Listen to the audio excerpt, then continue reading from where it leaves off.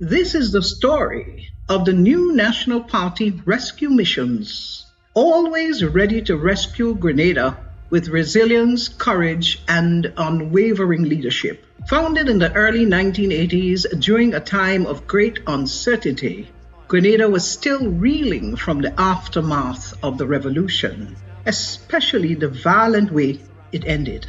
Fragile and yearning for stability in 1984, leaders from across the region gathered on Union Island with the three existing political parties in Grenada at the time, namely the Grenada National Party, the GNP, led by Herbert Blaise, the National Democratic Party, the NDP, headed by George Brizan, and the Grenada Democratic Movement, GDM, headed by Dr. Francis Alexis.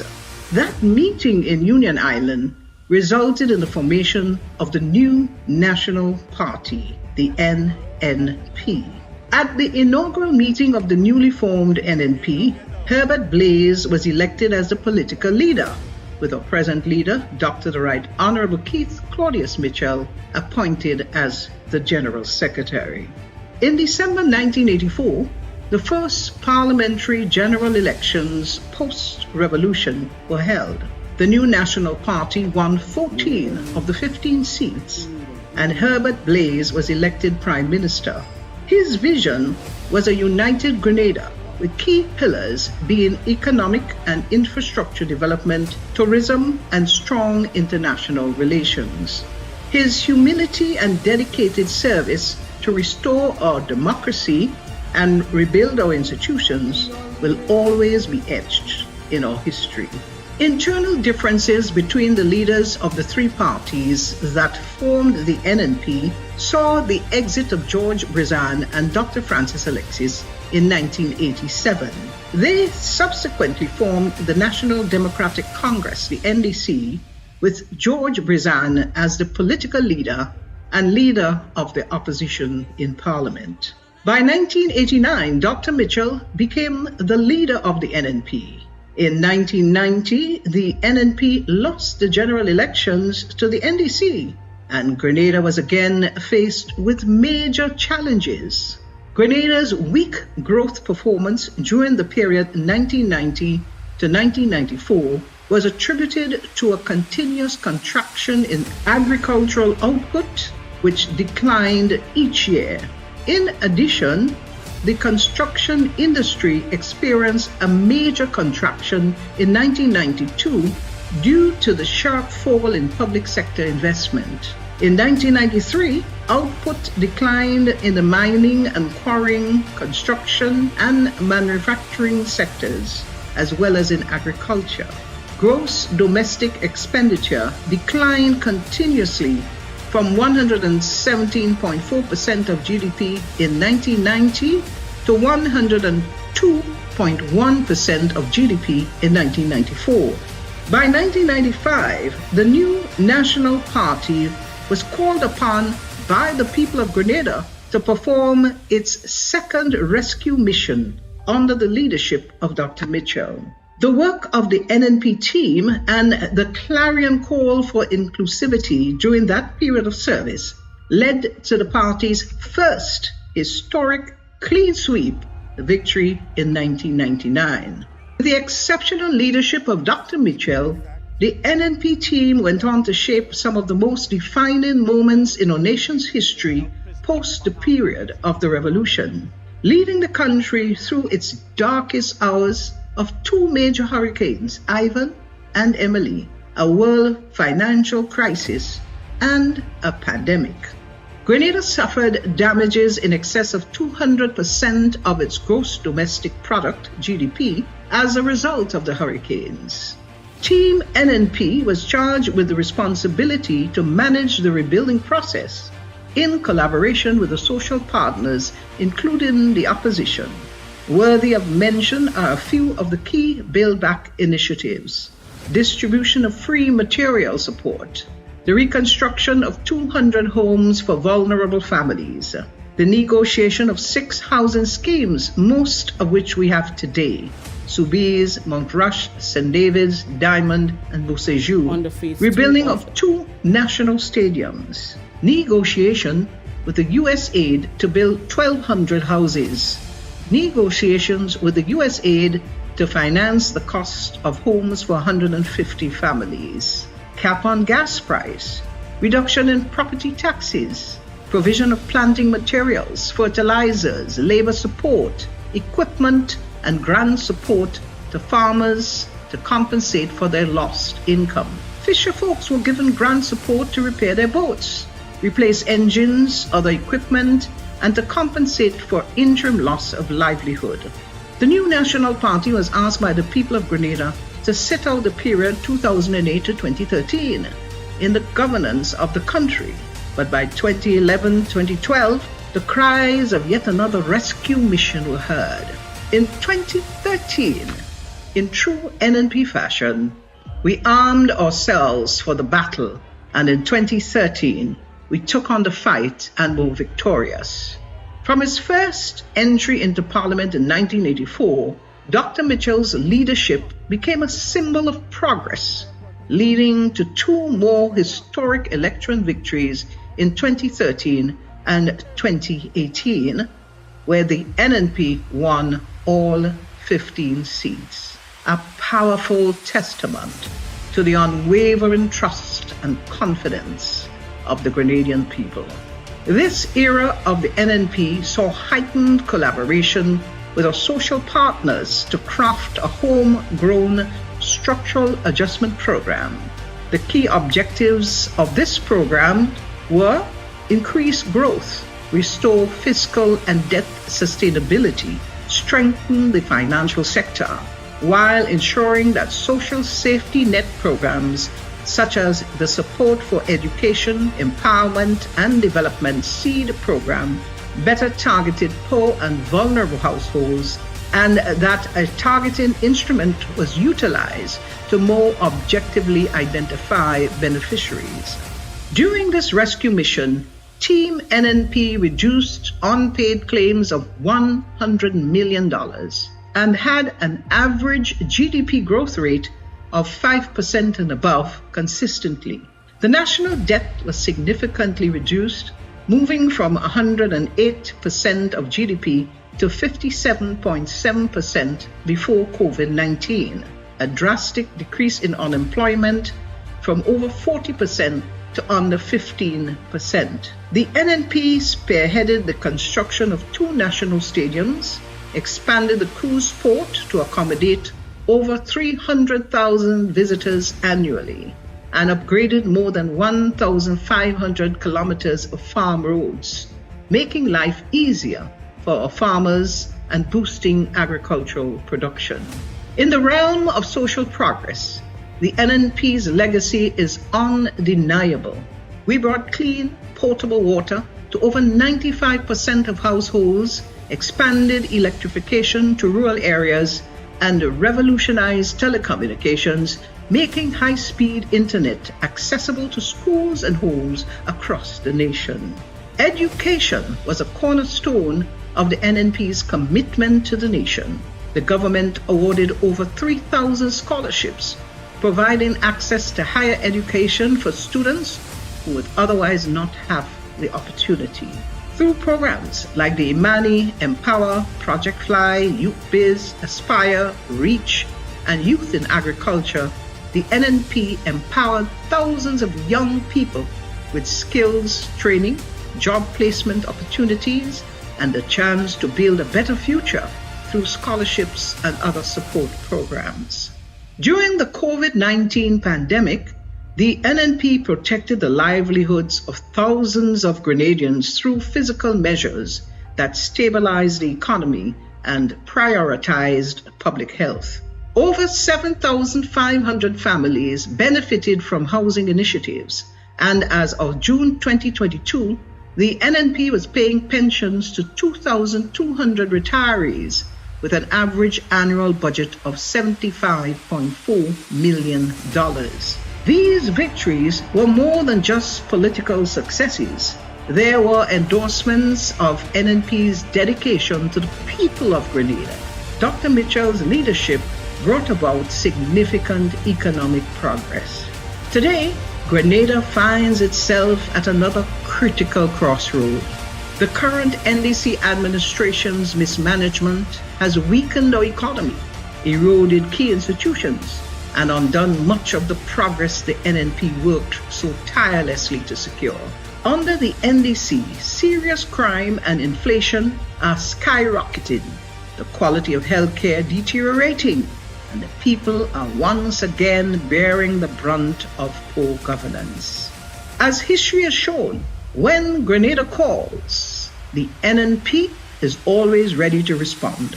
We stand ready to rescue, rebuild, and restore. This isn't just a mission, it's a promise. From providing water to every home, paving roads that connect communities, and supporting families with housing, to educating our youth and boosting our economy, the NNP has always been the driving force behind Grenada's greatest achievements. The NNP has always been there to rescue Grenada. We are ready to lead again. We will bring Grenada back to stability, prosperity, and unity, lifting our nation to the heights and respect it deserves. Together, we will rescue Grenada because we have done it before and we will do it again.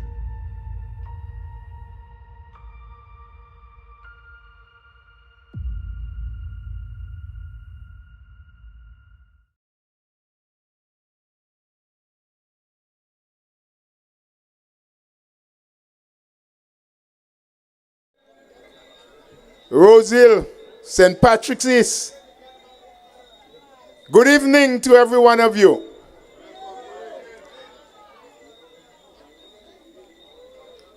We are about to begin another in the series of meetings that we have started since after Carnival. But as per usual, in the house of the new National Party, wherever we are, and in whatever we do, we always like to recognize first and foremost the Almighty God. We then pay respects to our country. We recognize our party. And then those of us who are up here as official speakers coming after. So, to recognize the presence of Almighty God among us this evening, we have no other than Miss Joan Roberts to please come and pray for us. Please, let's reverence God. Good night, everyone. Let us get ourselves in the mood for prayers. Kind and Heavenly Father, as we come before you this evening to give you thanks, give you praise, give you honor and glory.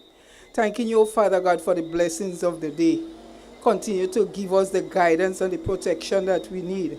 Be with each and every one that is here this evening, all our speakers. God, I ask you that let the meeting continue in decency and in order. Take charge over each and every one who is about to bring forth whatever little they have. Take charge over each and every one who is here to listen. Help us that we may give our listening ears and that we may give good feedback. Thank you so much for caring, for hearing and answering prayer in Jesus' name. Let everyone say amen. Amen. Amen. And as per usual, wherever you are, let's now pay the respects to our country. And we can all join at the beginning of the music in singing the national anthem.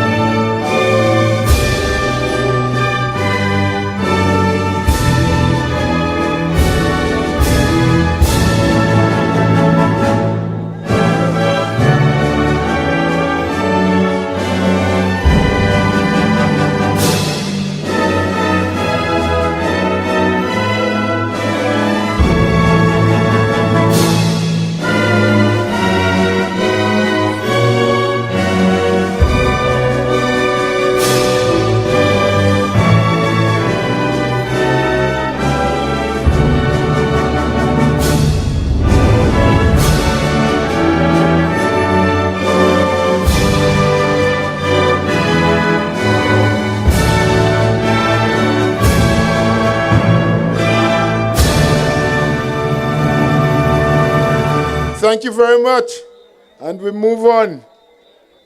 Let us now recognize our party. And Mr. DJ, please bring us the music and let's join in. The DJ's finger, let's see it tonight.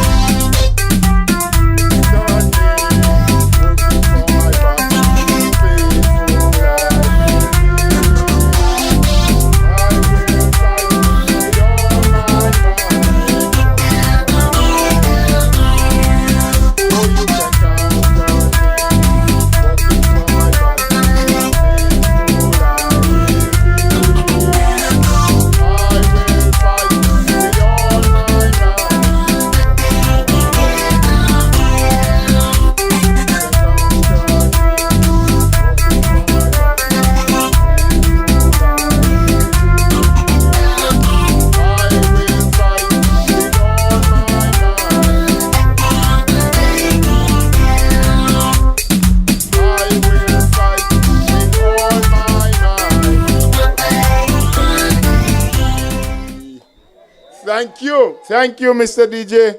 Thank you, all of you, every one of you that is willing to fight for the NNP, to fight for your rights, to fight for a better Grenada that we know we can have, where everyone can have an opportunity to thrive and to survive. Thank you, Rosil. Thank you. I want to recognize on platform at this time, we are still awaiting our political leader and others to join us. But we have with us Dr. Clarice Mother-Scoring, who is the present representative and had been the representative for St. Mark's, a royal lady for a very long time.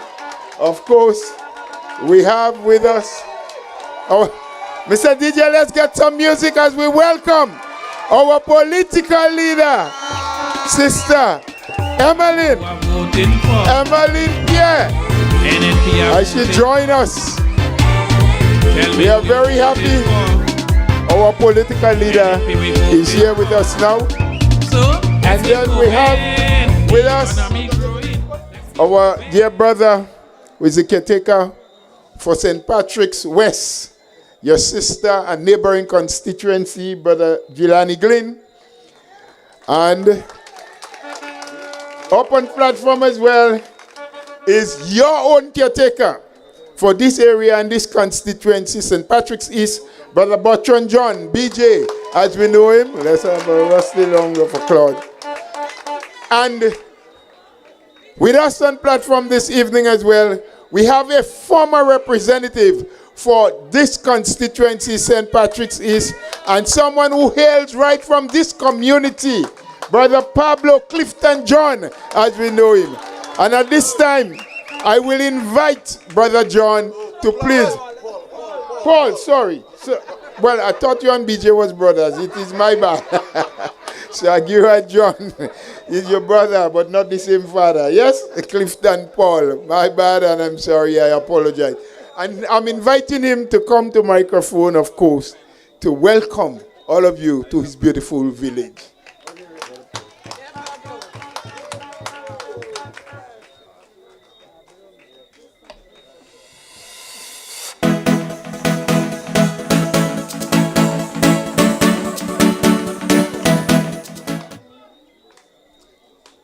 Thank you very much, Brother Bola, MC, for this evening's proceedings. And let me begin by saying a pleasant evening to every one of you. I have a very simple task, and that of welcoming every one of you to one of the most beautiful and one of the better communities in St. Patrick, that little village of Rosehill. We are very happy people and welcoming people. Let me first of all recognize the people on the platform here this evening. We have our political leader, Honorable NNP, the mother of the house, Honorable Clarice Modest, Brother Giuliani Glynn, the caretaker for St. Patrick West, Brother Butchwan John BJ, the caretaker for St. Patrick East, and we have just taken her seat, Sister Kate from Northeast St. Andrew. And we have the Grand Master to join us shortly, our former political leader and Prime Minister.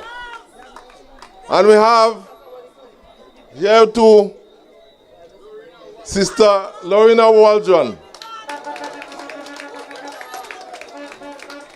So let me take the opportunity to welcome every one of you to Rose Hill.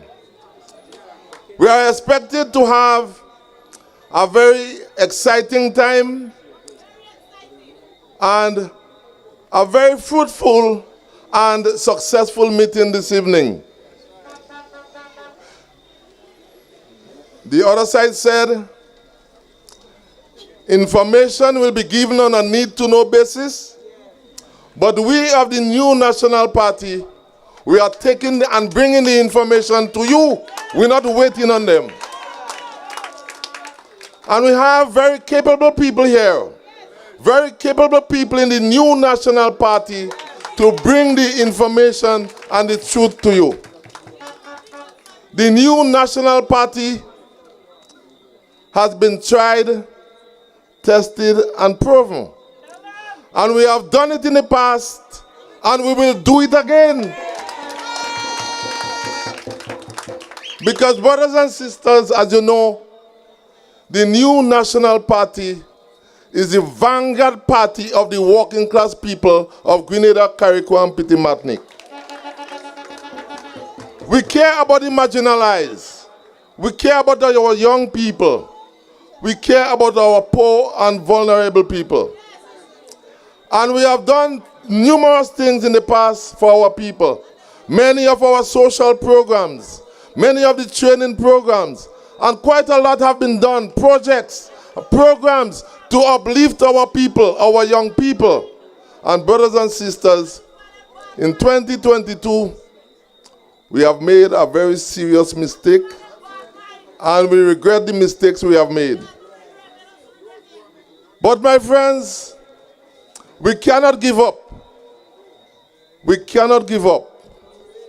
And we will do it, and we will do it again. So once again, let me say thank you, and let me say a hearty and warm welcome to every one of you, and enjoy the meeting this evening. Thank you very much.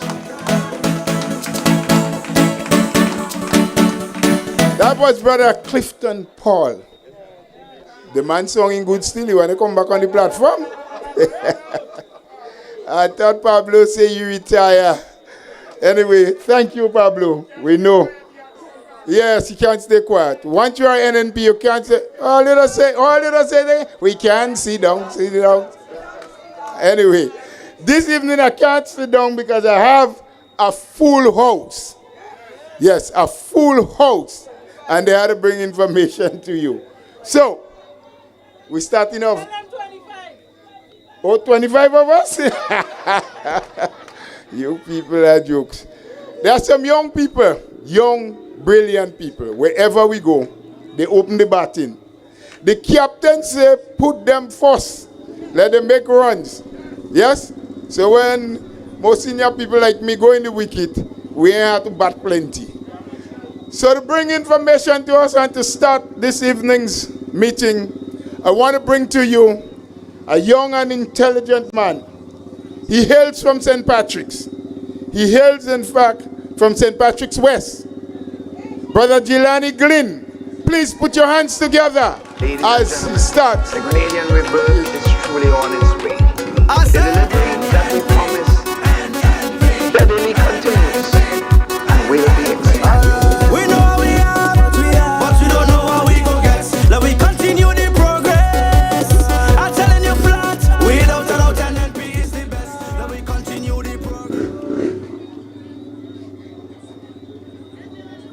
and gentlemen, please allow me to recognize in our presence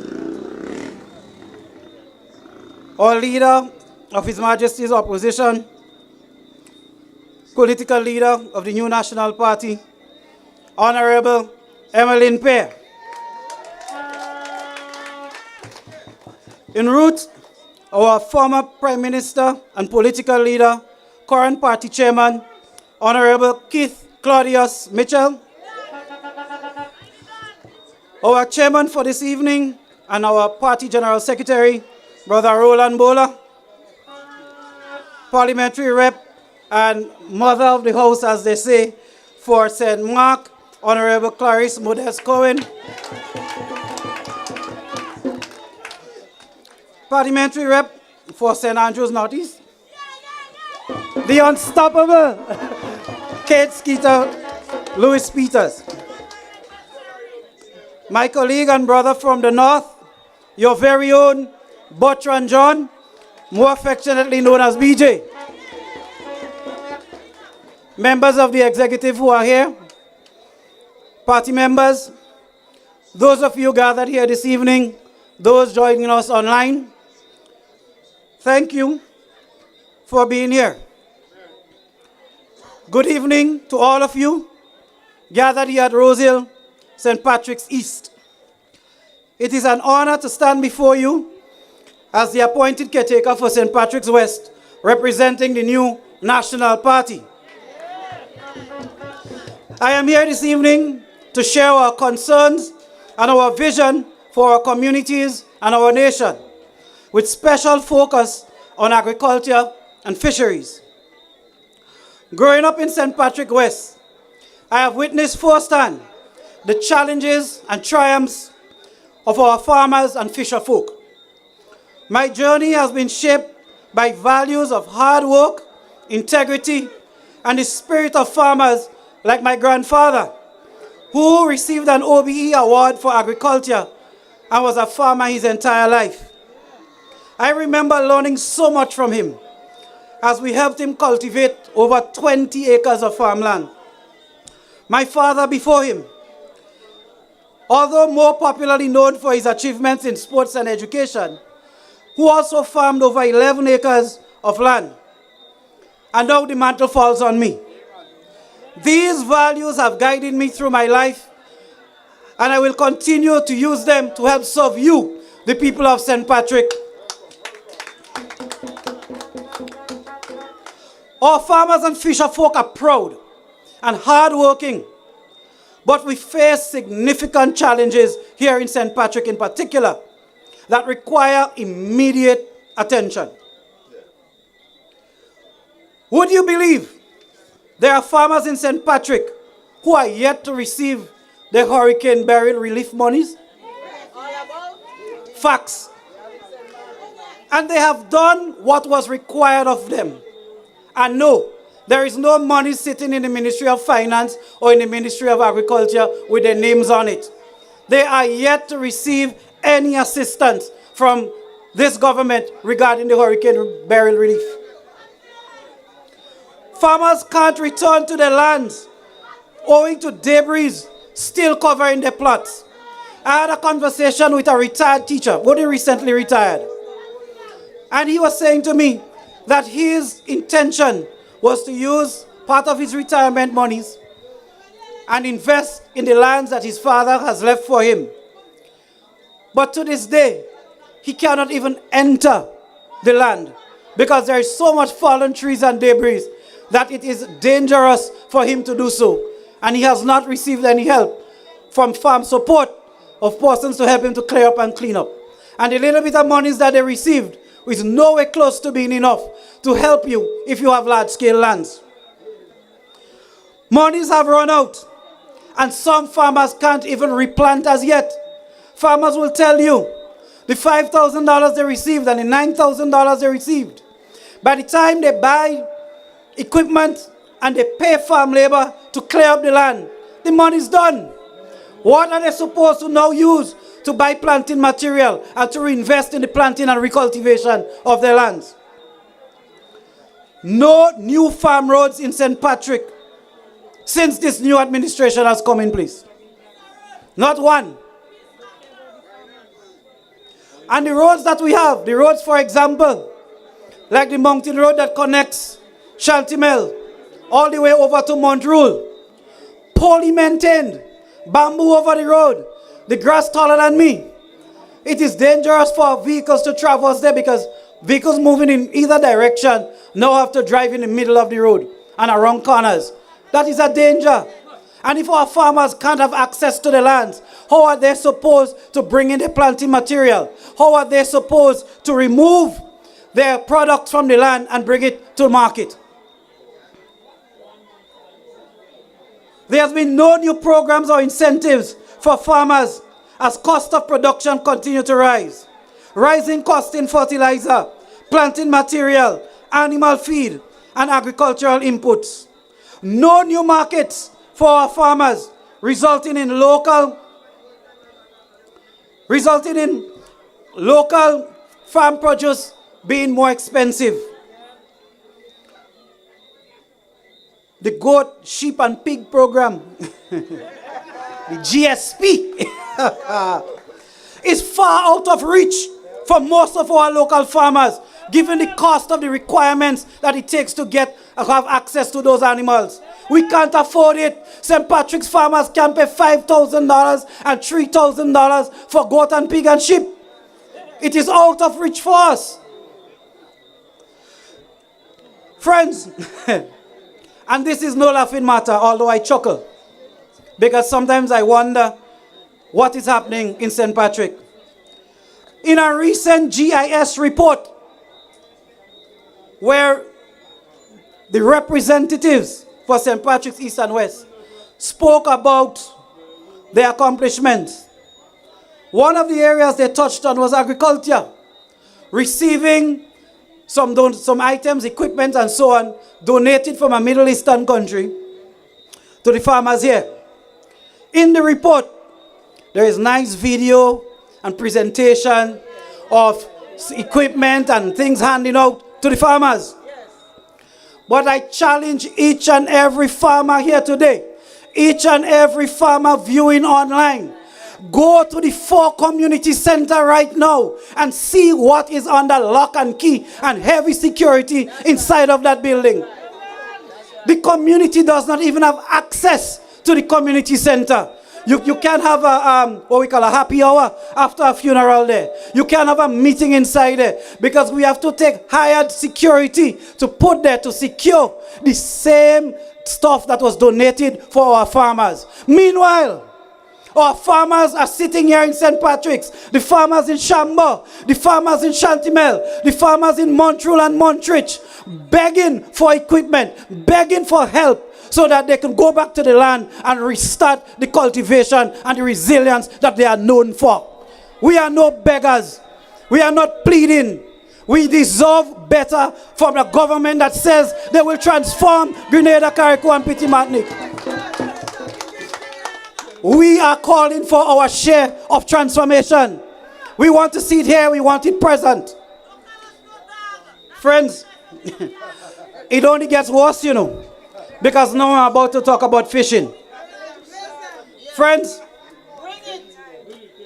I don't even want to go so far into this impending ban that is coming for shipping our fishes to North America.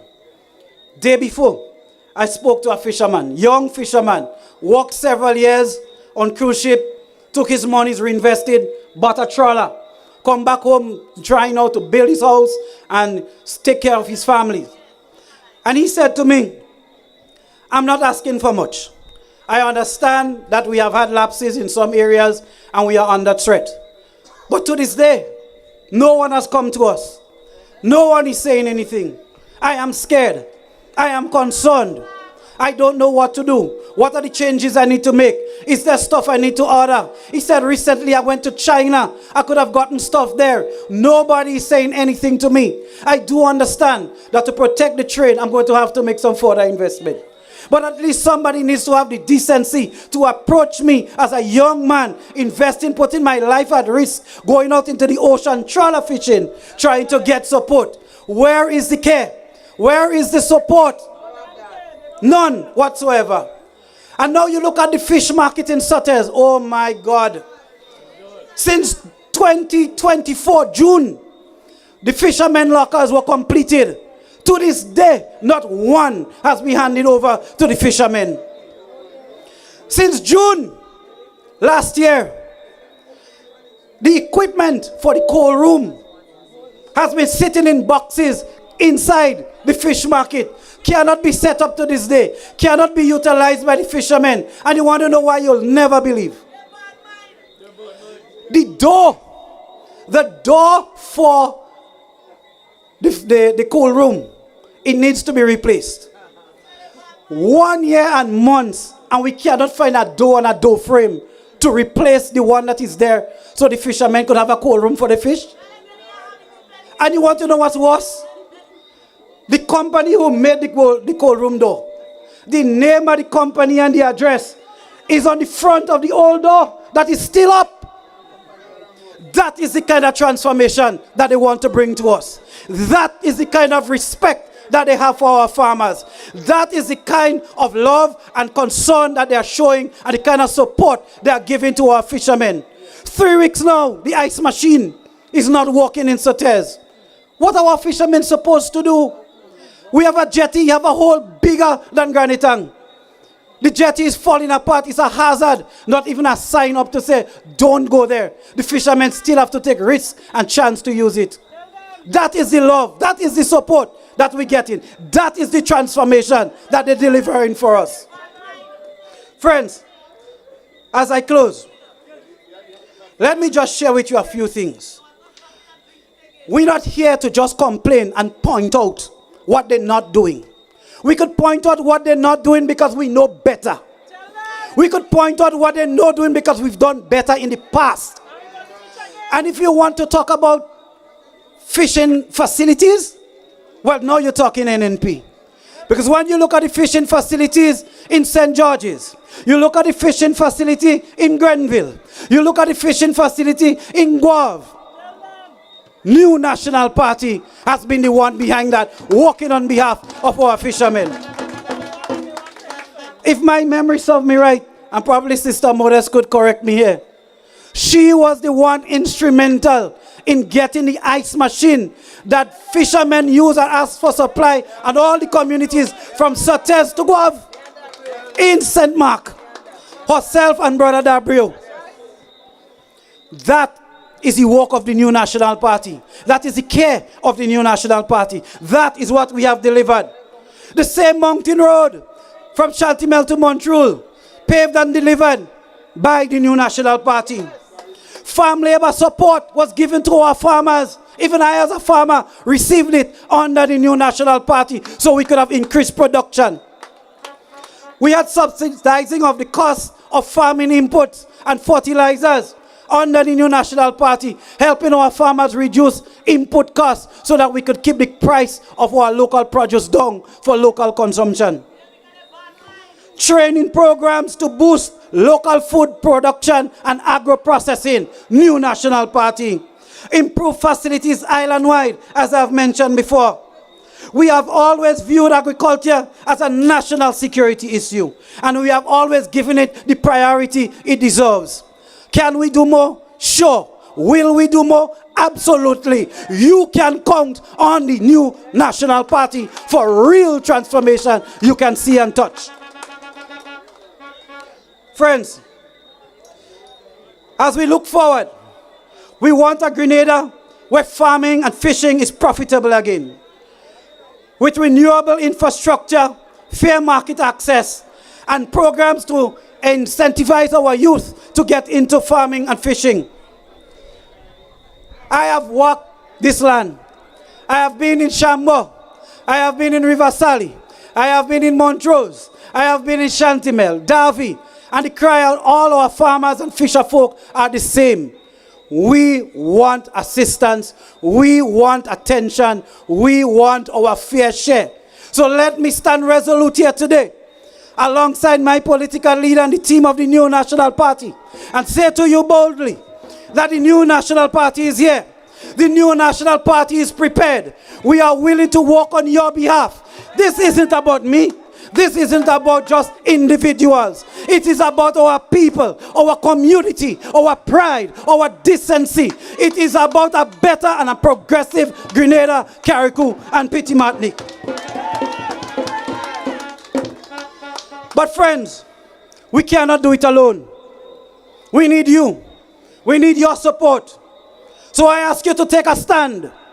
Stand for fairness and equitable distribution of our resources to ensure we have national food security and affordable prices. That we maintain expected we maintain expected international standards and seek out new export markets for our farmers and fishermen. Stand, my brothers. Stand, my sisters.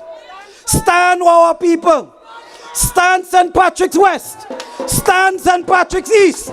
Stand with the new National Party for a progressive Grenada, Carriacou, and Petit Martinique for all. Thank you, and may God bless you.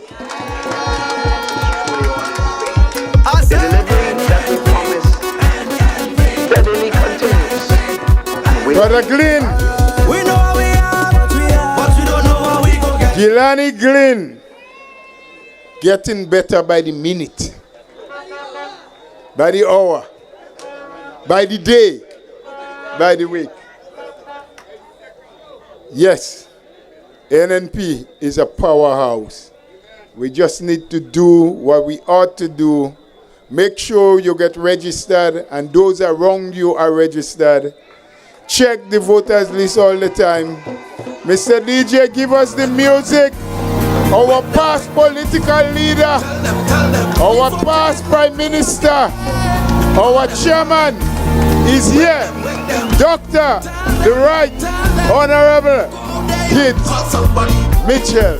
Wake somebody, tell somebody, knock on the door by somebody. And when you say, call somebody, wake somebody, tell them we vote in NNP election day. All right, and I hope we vote NNP and we cause all our friends and family to vote NNP. Check the voters list regular. Make sure your name is on. And we're moving the iron hot. Yes, man, and it's going to get hotter. Yes, because I'm bringing her. I'm bringing her on right now. Yes, she's my parliamentary representative. Young, growing lady.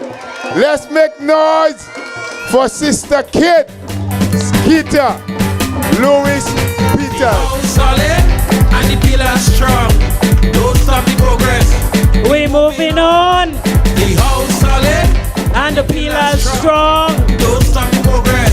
They could cuss on Facebook all they want. They cannot stop the NNP progress. Tell them cuss and carry on. And when they count in tonight, I hope they get the 25 they're looking for. NNP! Let's say it a little bit louder. NNP! St. Patrick East! My team from St. Andrew Northeast! Just tell them, call it, because we know we will win. Brothers and sisters, let me first recognize on the platform tonight our distinguished political leader. And I've been saying it because I know she will be our first female Prime Minister, the Honorable Emmeline Pear, our past political leader and current party chairman, a former Prime Minister, a man they can't stop talking about because his legacy is great. Dr. the Right Honorable, the only Right Honorable Keith Mitchell. My sister, the mother of the House of Parliament, Dr. Clarice Modest Cohen. Caretaker for St. Patrick West, Brother Jelani Glynn. And caretaker for St. Patrick East, Brother BJ. Also on the platform, Brother Pablo. And I see Mr. Baptiste there. I know you're going to bring something hot tonight. I'm looking forward to hear what he has to say because I know they afraid him too. Brothers and sisters, let me hear that again. NNP! We sounding good and we looking good. They can't stop us.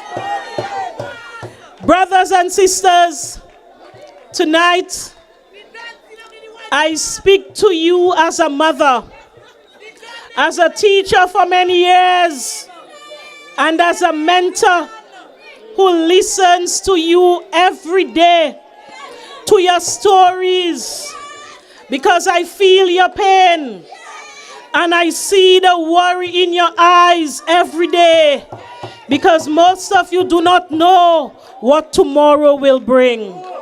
You see, brothers and sisters, I know the struggles that you are facing right now.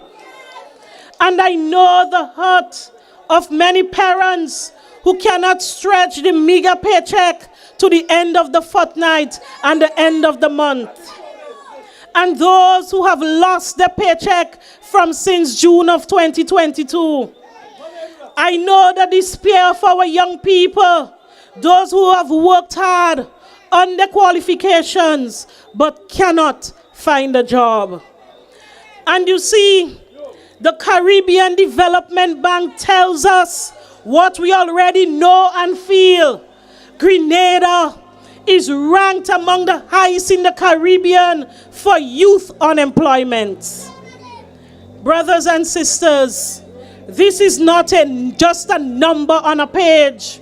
These are your sons and your daughters, your nieces and your nephews who are sitting at home with resumes, losing hope.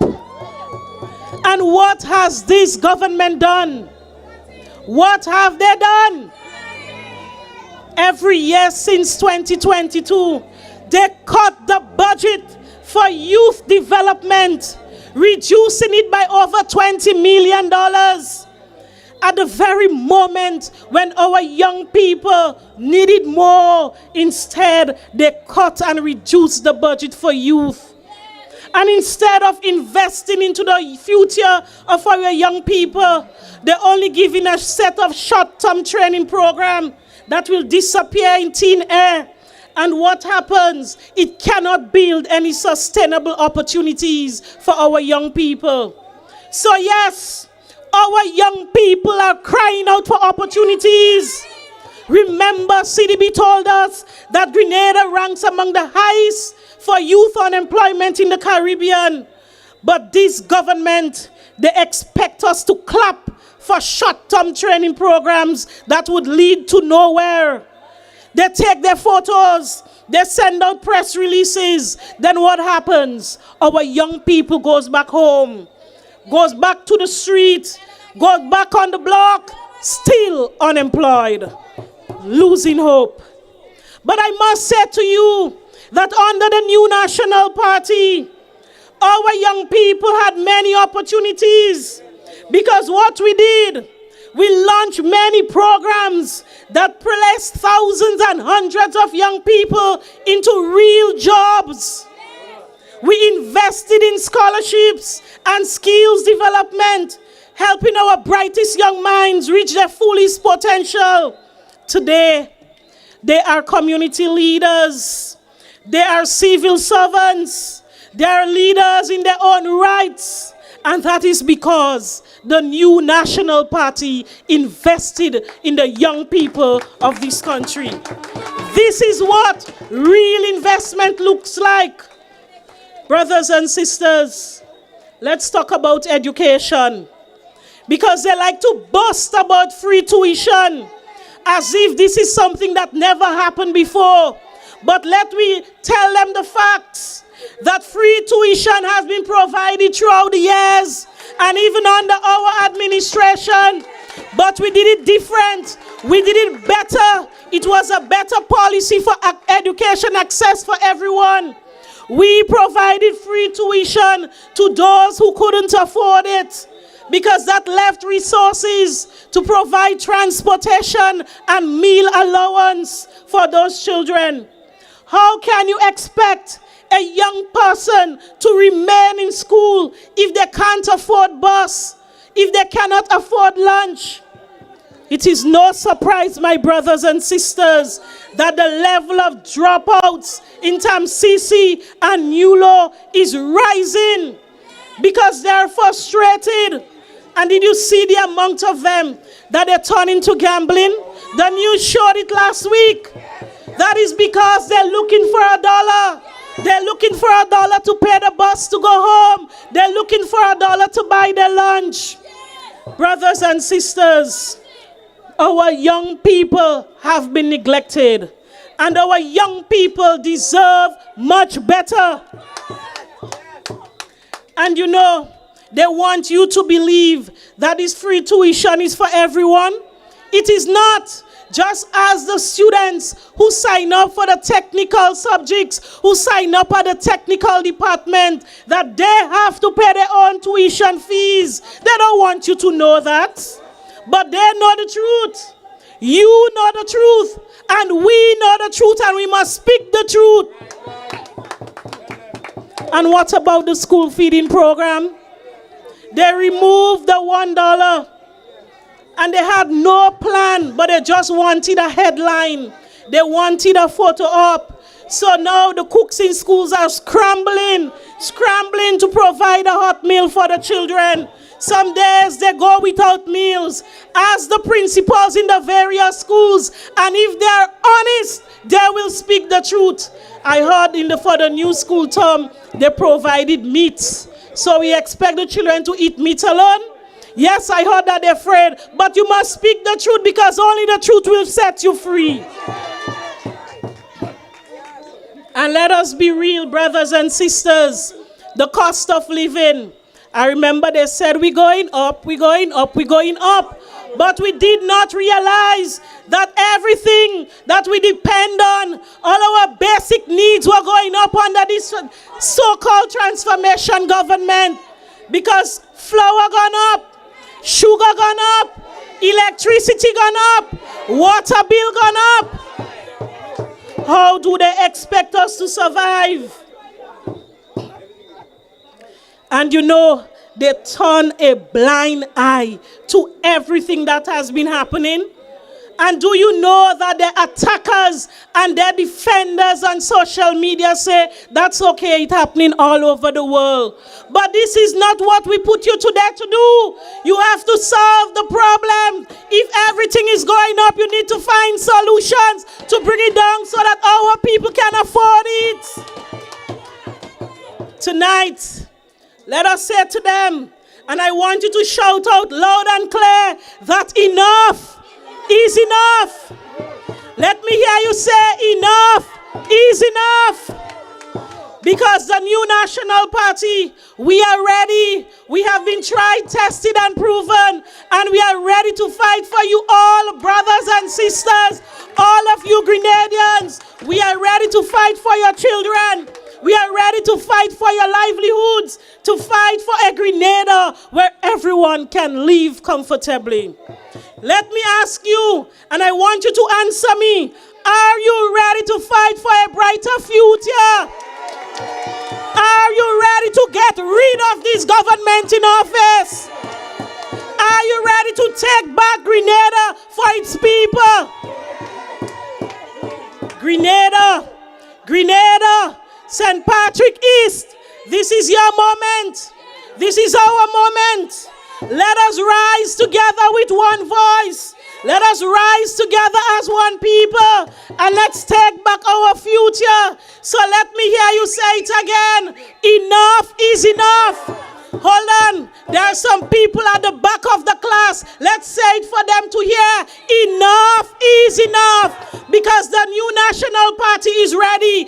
And we, together, we will rescue Grenada. Because we will win the next general election. Brothers and sisters, I thank you. I love you. Good night. Don't stop the progress. We moving on. The house solid and the pillars strong. Don't stop the progress. Take a good look around. Kate, Skeeter, Louis, Peters, plenty name. Because she have plenty fire. And she ready. Are you ready to take back Grenada? Are you ready? Really ready? Yes. And when the man say, we need Gideon boots and khaki suit, you already have your suit, you know, and your boots. But get down and let's start working. Because the noise in the square here alone will not do the work for us. We need to go out there and champion the cause of the new National Party, house by house, person by person, ensuring that they are registered, ensuring the name is on the voters list, ensuring that they are ready and you make the connection to get them to the polling station on election day so that they can cast the vote for the new National Party that will steer this country back to prosperity. We have a gentleman in our meet. Well, we are gentlemen, a lot of them. A lot of them. Yes, let me be correct. Let me be pluralistic with my words because he's not one man. But there's a particular one who played a great role in ensuring that our farmers and fishermen over the years got the service that they needed, got the opportunities that they wanted to not only make them and their livelihood better, but to make Grenada a better place by bringing in millions of dollars in foreign affairs. He was a former Minister of Agriculture and Fisheries, the former representative for St. Andrews Southwest. He's here to tell you and explain to you what his role was under the new National Party to bring progress to the fisher folks and farmers of this country. I want you to put your hands together and welcome Brother Michael Baptiste as he speaks to us on fishery. The house is the symbol for the NNP party. We go. One, two, down a little. We're not here for karaoke tonight.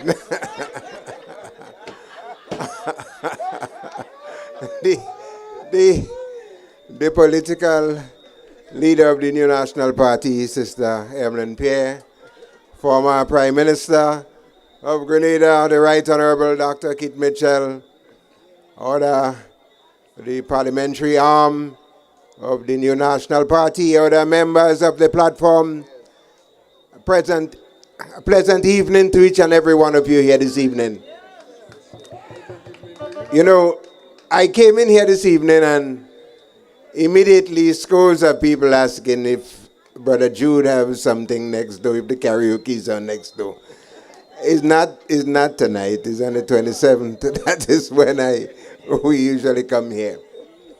We hear from more important business, brothers and sisters. I am here this evening because our country, Grenada, Carriacou, and Petit Martinique, is sliding down a precipice. And it's sliding fast.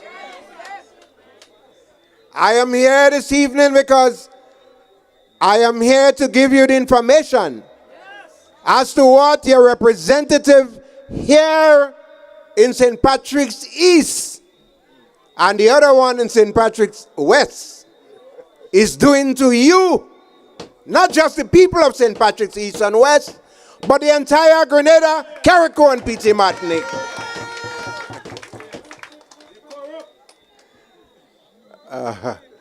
You know, I listened to Brother Dennis Cornwall. Someone have to pull him in the corner and tell him, Grenada's foreign policy, Grenada business should not be discussed under the influence of Rivan Twine.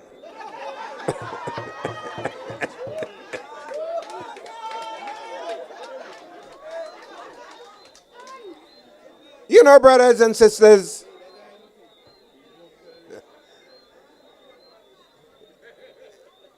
The new National Party has set the foundation in agriculture and fishing. In spite of all the old talk that you hear, that Dr. Mitchell and NNP did nothing for agriculture and they don't like agriculture, that's just a plain lie. There is no party in Grenada that has done more for agriculture and fishing than the new National Party.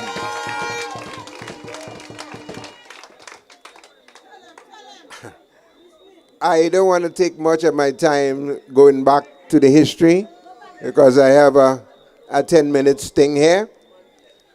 In 1995, when the new National Party came into office, and I was part of the government at the time, the whole of Grenada was wiped out with the millibug left over by the National Democratic Congress.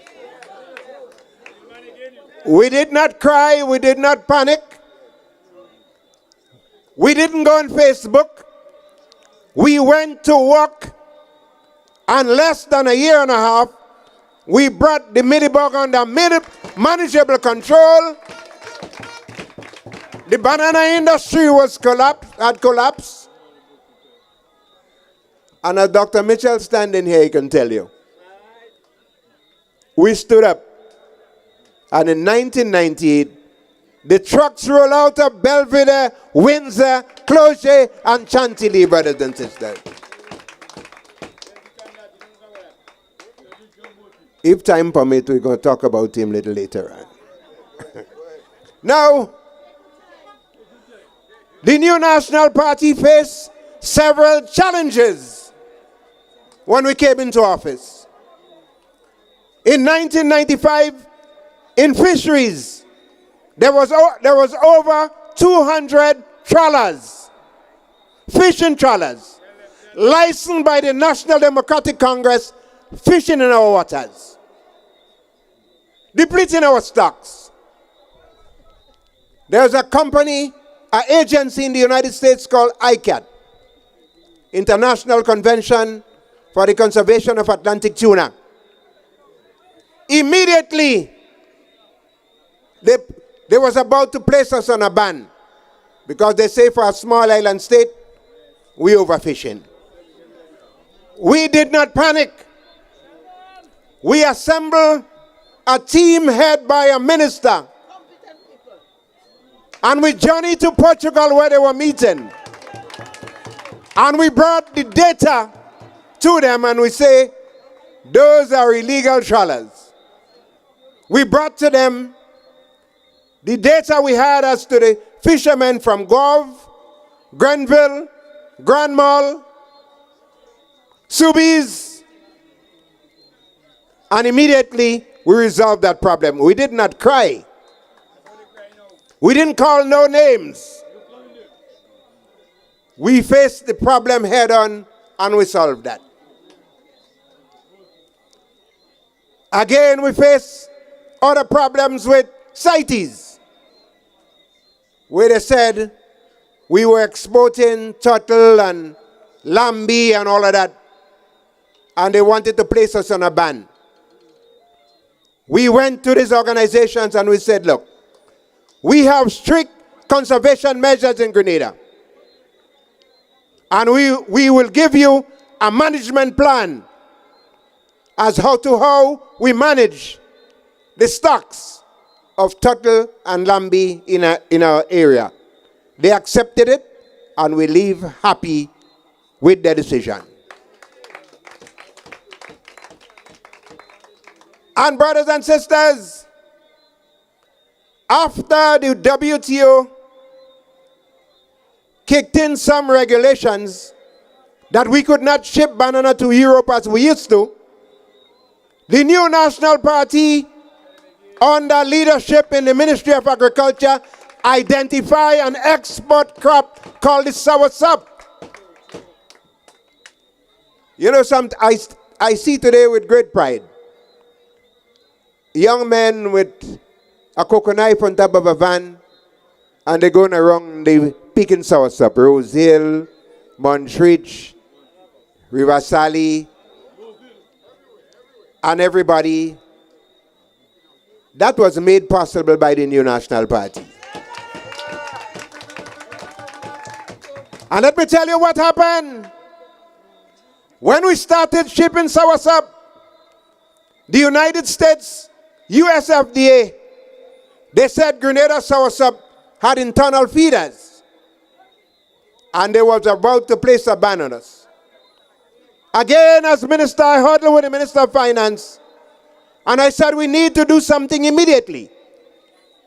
We huddled, we put together a team. We journeyed to Washington. And we had discussions with the U.S. Secretary for Agriculture, which is the equivalent of the Minister of Agriculture in Grenada. And we plead our cause. And we said to him, we are a small island developing state. Our economy is shambled. We no longer can ship bananas. We are just coming from the millibug devastation. And we're asking you to have mercy on Grenada. Remember, we did not cuss them. We're going to get to that a little later on. We did not cuss them. And when the U.S. Secretary of Agriculture looked us in the eyes and he said, what do you want from me? Calm, I said, sir. We're asking for a 90-day reprieve in the execution of that order.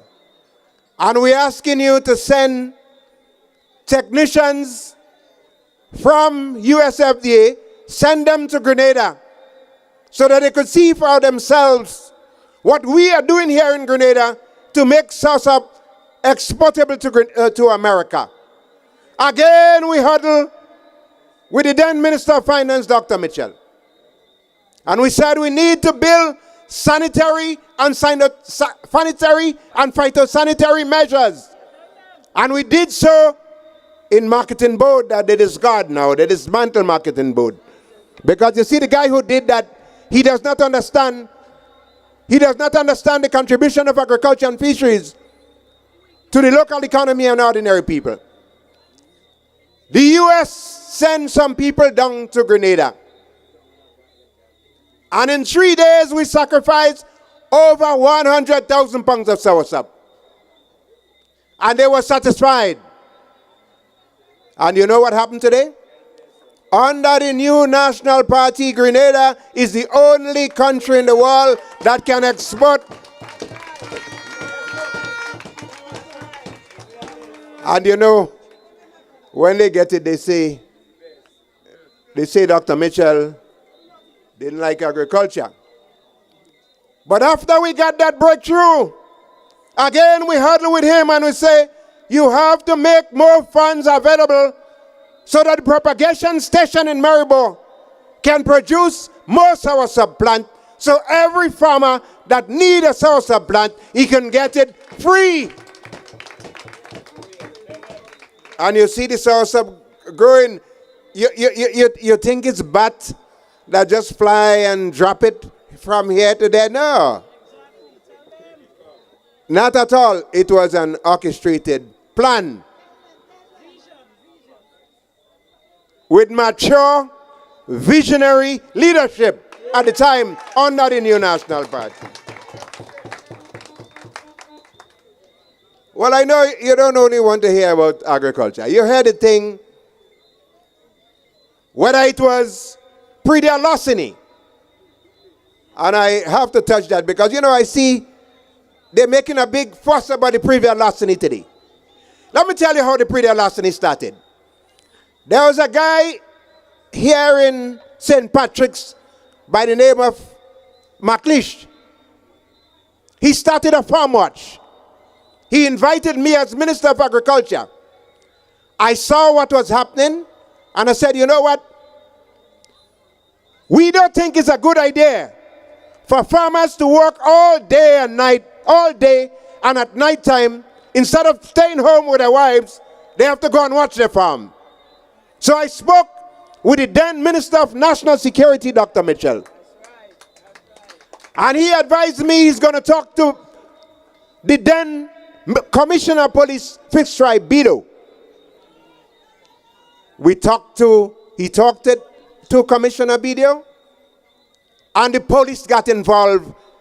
Under the new National Party, the police took control of the Predial larceny.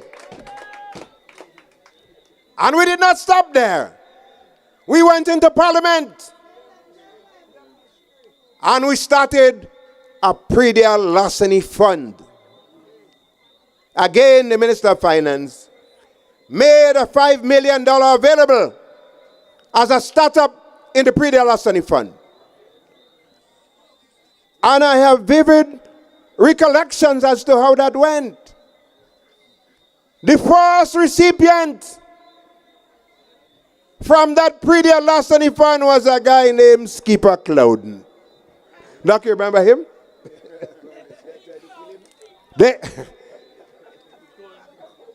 He had some watermelon in La Sagesse. It was vandalized, and he came to the ministry steaming. And I calm him down and say, Skipper, hold it a little bit. We sent out a valuator, and they evaluate the loss for $12,000 or more. Again, I huddle with the Minister of Finance, because the money is coming from finance. I impress upon him that there's a gentleman named Skipper Clouden whose farm was vandalized. And we estimate the loss to be 12,000. And with no hesitation at all whatsoever, the then Minister of Finance, Dr. Mitchell, made that check available to Skipper Clouden.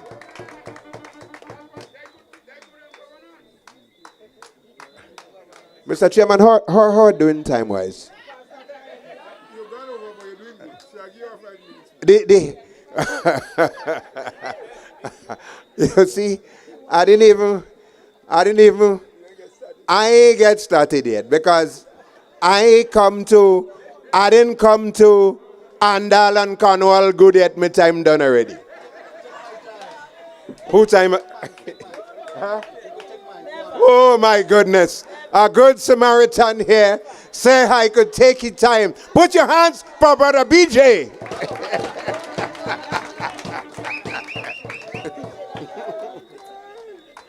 What?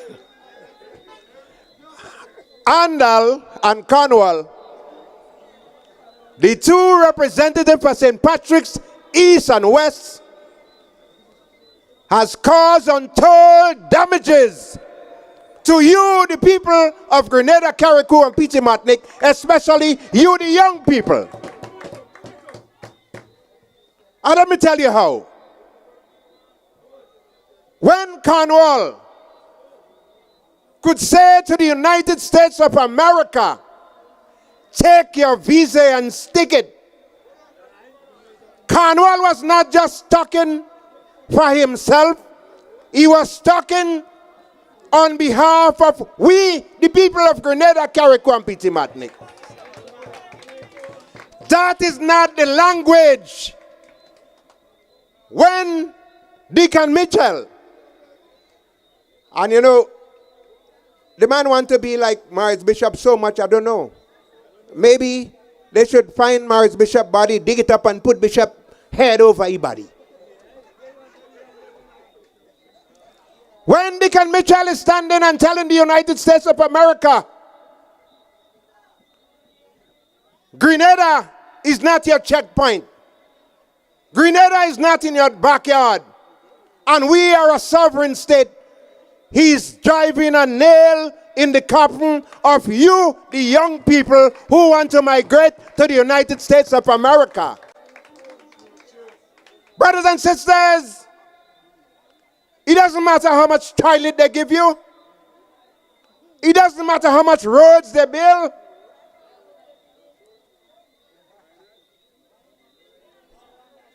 When the United States of America is against any country in the world, a lot of bad things has happened to that country. Every one of you here in Rose Hill and Grenada have a friend in America. I want to say to Andal and Cornwall, You are not representing yourself. We have an SGU that was brought here by the late great Harry Gary. $100 million entity. We have American Airlines. We have JetBlue. We have our Soursop. And now you know the problem with fisheries. I told you earlier, when we had problem with any agency regarding agriculture or fisheries, we had such a friendly relation with the United States immediately. We can go to the United States and sit down and talk. We have an impending ban now on fishing. You believe Cornwall could go in America? I don't hear that. Well, where you go pass? And America take it easy? So people of Rose Hill, if a man representing you and he cannot represent you with the United States of America, it's time that you dump that representative. Did you hear what I say? Did you hear what I say? No, you don't. I'm saying to you that it's time that Andal and Cornwall must go, and they must go now.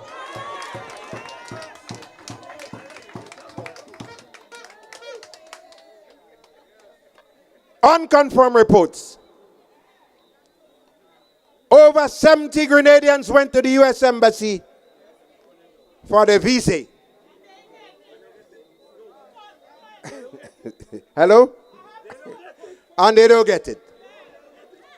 We have reports now that graduates from SGU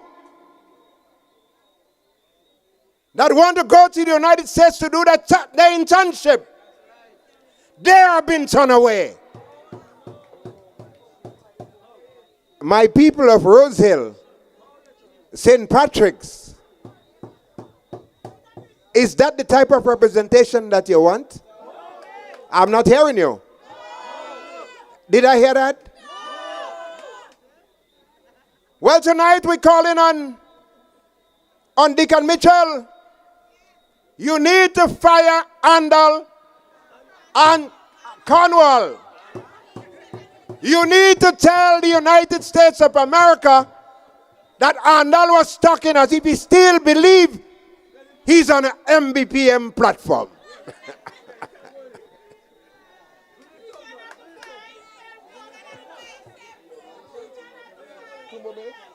All right. I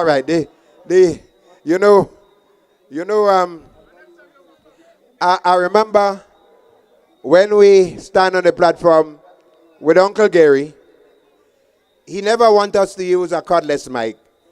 He wanted to use a cord because, at the time, he was having some visual problem. So he will hold the cord, and when he feel you day too long, he go.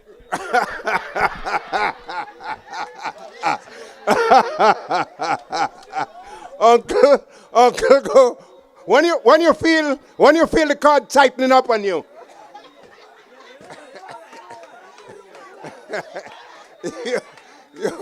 But, brothers and sisters, it's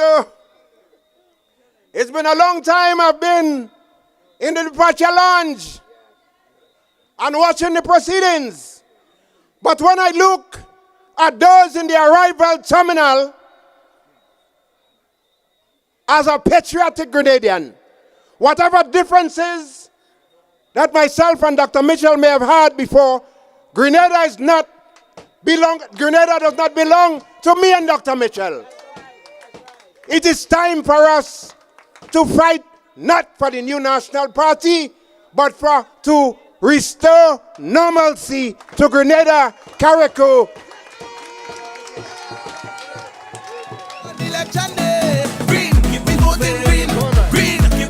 Louder, louder. We need to give him louder Exercise your applause. rights and vote for us. That was NNP will always put you Brother first. Michael Baptiste. Giving you a little bit of history, but also telling you what you need to do to get a better future. Understanding that more than half of what you hear from these people are just lies and make-up story. That was the real thing. Because he was involved. He was there. And he has told his story tonight. So we know what we must do now. We would understand better who cares and who just want photo up. Who want to play boss, knocking the chest. Take your visa if you want. Well, if it was only your visa they're taking, well, I don't know. I wasn't drinking with him, so I can't say like you. Can't say like you. But anyway, we got to move. We got to move. The man cut his time because he said Brother Baptiste was so good, he could take half of his time. So,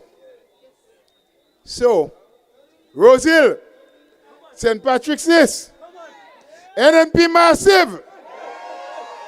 I want to bring to you the next man you must vote for when Cornwall resign. Brother Baptiste called for him to go now. Because the longer he stay, you know, like if you have termites and you don't get rid of it right away, the longer they stay, the worse it becomes for you. Yes? Not so? Right. So, the next man you're going to vote for, the person who would lead you into victory to make sure that not just Rosehill, but St. Patrick's as a whole and Grenada overall gets better representation. Put your hand together for Brother Bertrand John BJ. Wake them, wake them. Tell them. We voting NNP again. Call them. Wake them. Tell them. Go out there and call somebody. Wake somebody. Tell somebody. Knock on the door by somebody. And when you say, call somebody. Wake somebody. Tell them we voting NNP election day.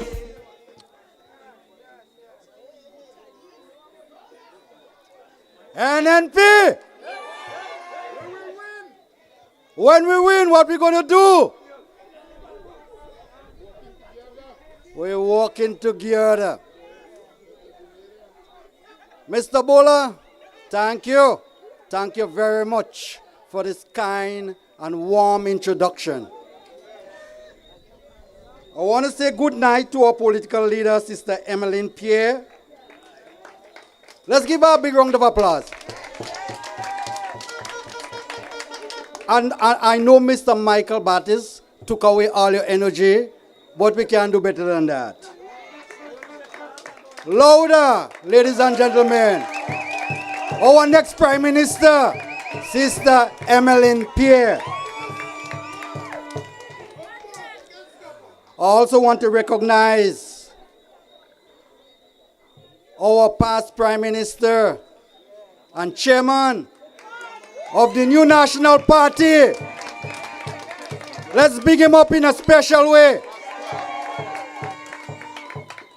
And to you, the beloved people of St. Patrick's East, let me hear you. Let me hear you one more time. Tonight, colleagues, tonight, brothers and sisters, I stand here not to play politics or to make empty promises. I know that's what politicians good at. I hear your cry, and I felt your pain, and I share your frustration. That's why I'm here. I face the same things that you face at home. I know what you are going through. I know the struggles that you are going through every single day in your school, in your homes, and in your communities. I know sometimes that you would get up during the night and wonder if tomorrow will be better or it will be worse. And sometimes you are confused. We all go through that together. Colleagues, brothers and sisters, this present government say they are delivering. I want to ask one question. What it is that they are delivering? Somebody need to tell me. Somebody need to tell me. Electricity seems to be going up. Everything, our food bill seems to be going up. As you break $100, it done. You don't buy anything, but it done, ladies and gentlemen. Our farmers and our fisher folks are left to struggle on their own. Our young people are searching for opportunities. The opportunities that they promised you just before 2022. And it's almost 4 years now, and I haven't seen it coming. So I'm just wondering,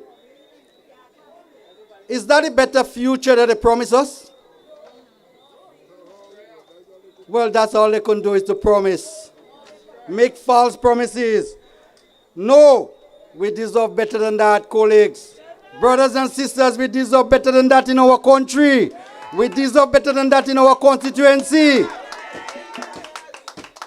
That's not the Grenada we are going to leave behind for our children. And mark my words, it's not going to happen. Not under my watch. Colleagues, I want you to remember this. You have seen better days, and I have seen better days. Better days under the new National Party. We have walked the road of progress together. We built opportunities. We have created jobs. We opened up new doors for young people. We built infrastructure. We expand our housing stock in Grenada here. And you know what the agents of the devil would have done? After we have a hurricane that ravaged our sister island in Carriacou? The house that we would have built for the poor and the needy and the vulnerable in our country. What they would have done with it? They would have sold it to their friends. And they would have leave us under tents and tarpaulin and our children to struggle under tents. Somebody said donkeys living there now. Gentlemen, brothers and sisters, ladies, we could do better than that. As a people, we can do better than that. I am not here telling you things and making up story. I am here telling you and giving you an outline as to the history of our country. Our recent history would have shown us in no uncertain terms that the new National Party is the best political party in this country.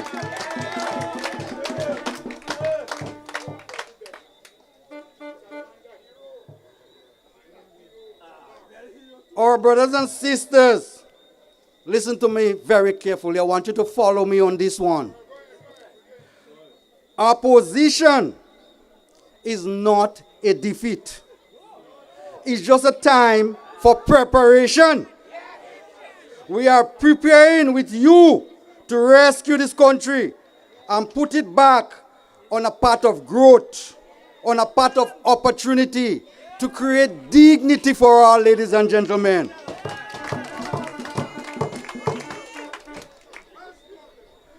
But to do that, you know something? I cannot do it alone, and the new National Party cannot do it alone. We need everybody. The power lies in your hands, in your vote.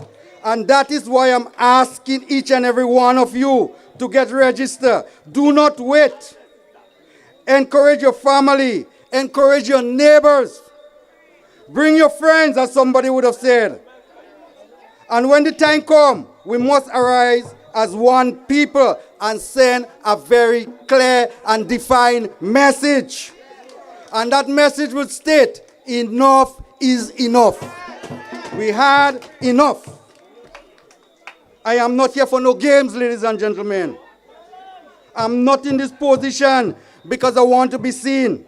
I am here because of you, because of the beloved people of St. Patrick's East. I am here because of the lovely people of Rosehill and River-Sally and the surrounding areas. And tell you what, with all that is going on, I refuse to stand by and don't do anything. Hence the reason I am here. Ladies and gentlemen, brothers and sisters, NNP has always been a party of the people. That's why I'm here. And with your support, we will once again be the government of this country. Building opportunities, restoring trust, putting our country back where it belongs, and putting power in the hands of the people. So let us rise together. Let us register together. And when the day comes, let us march together.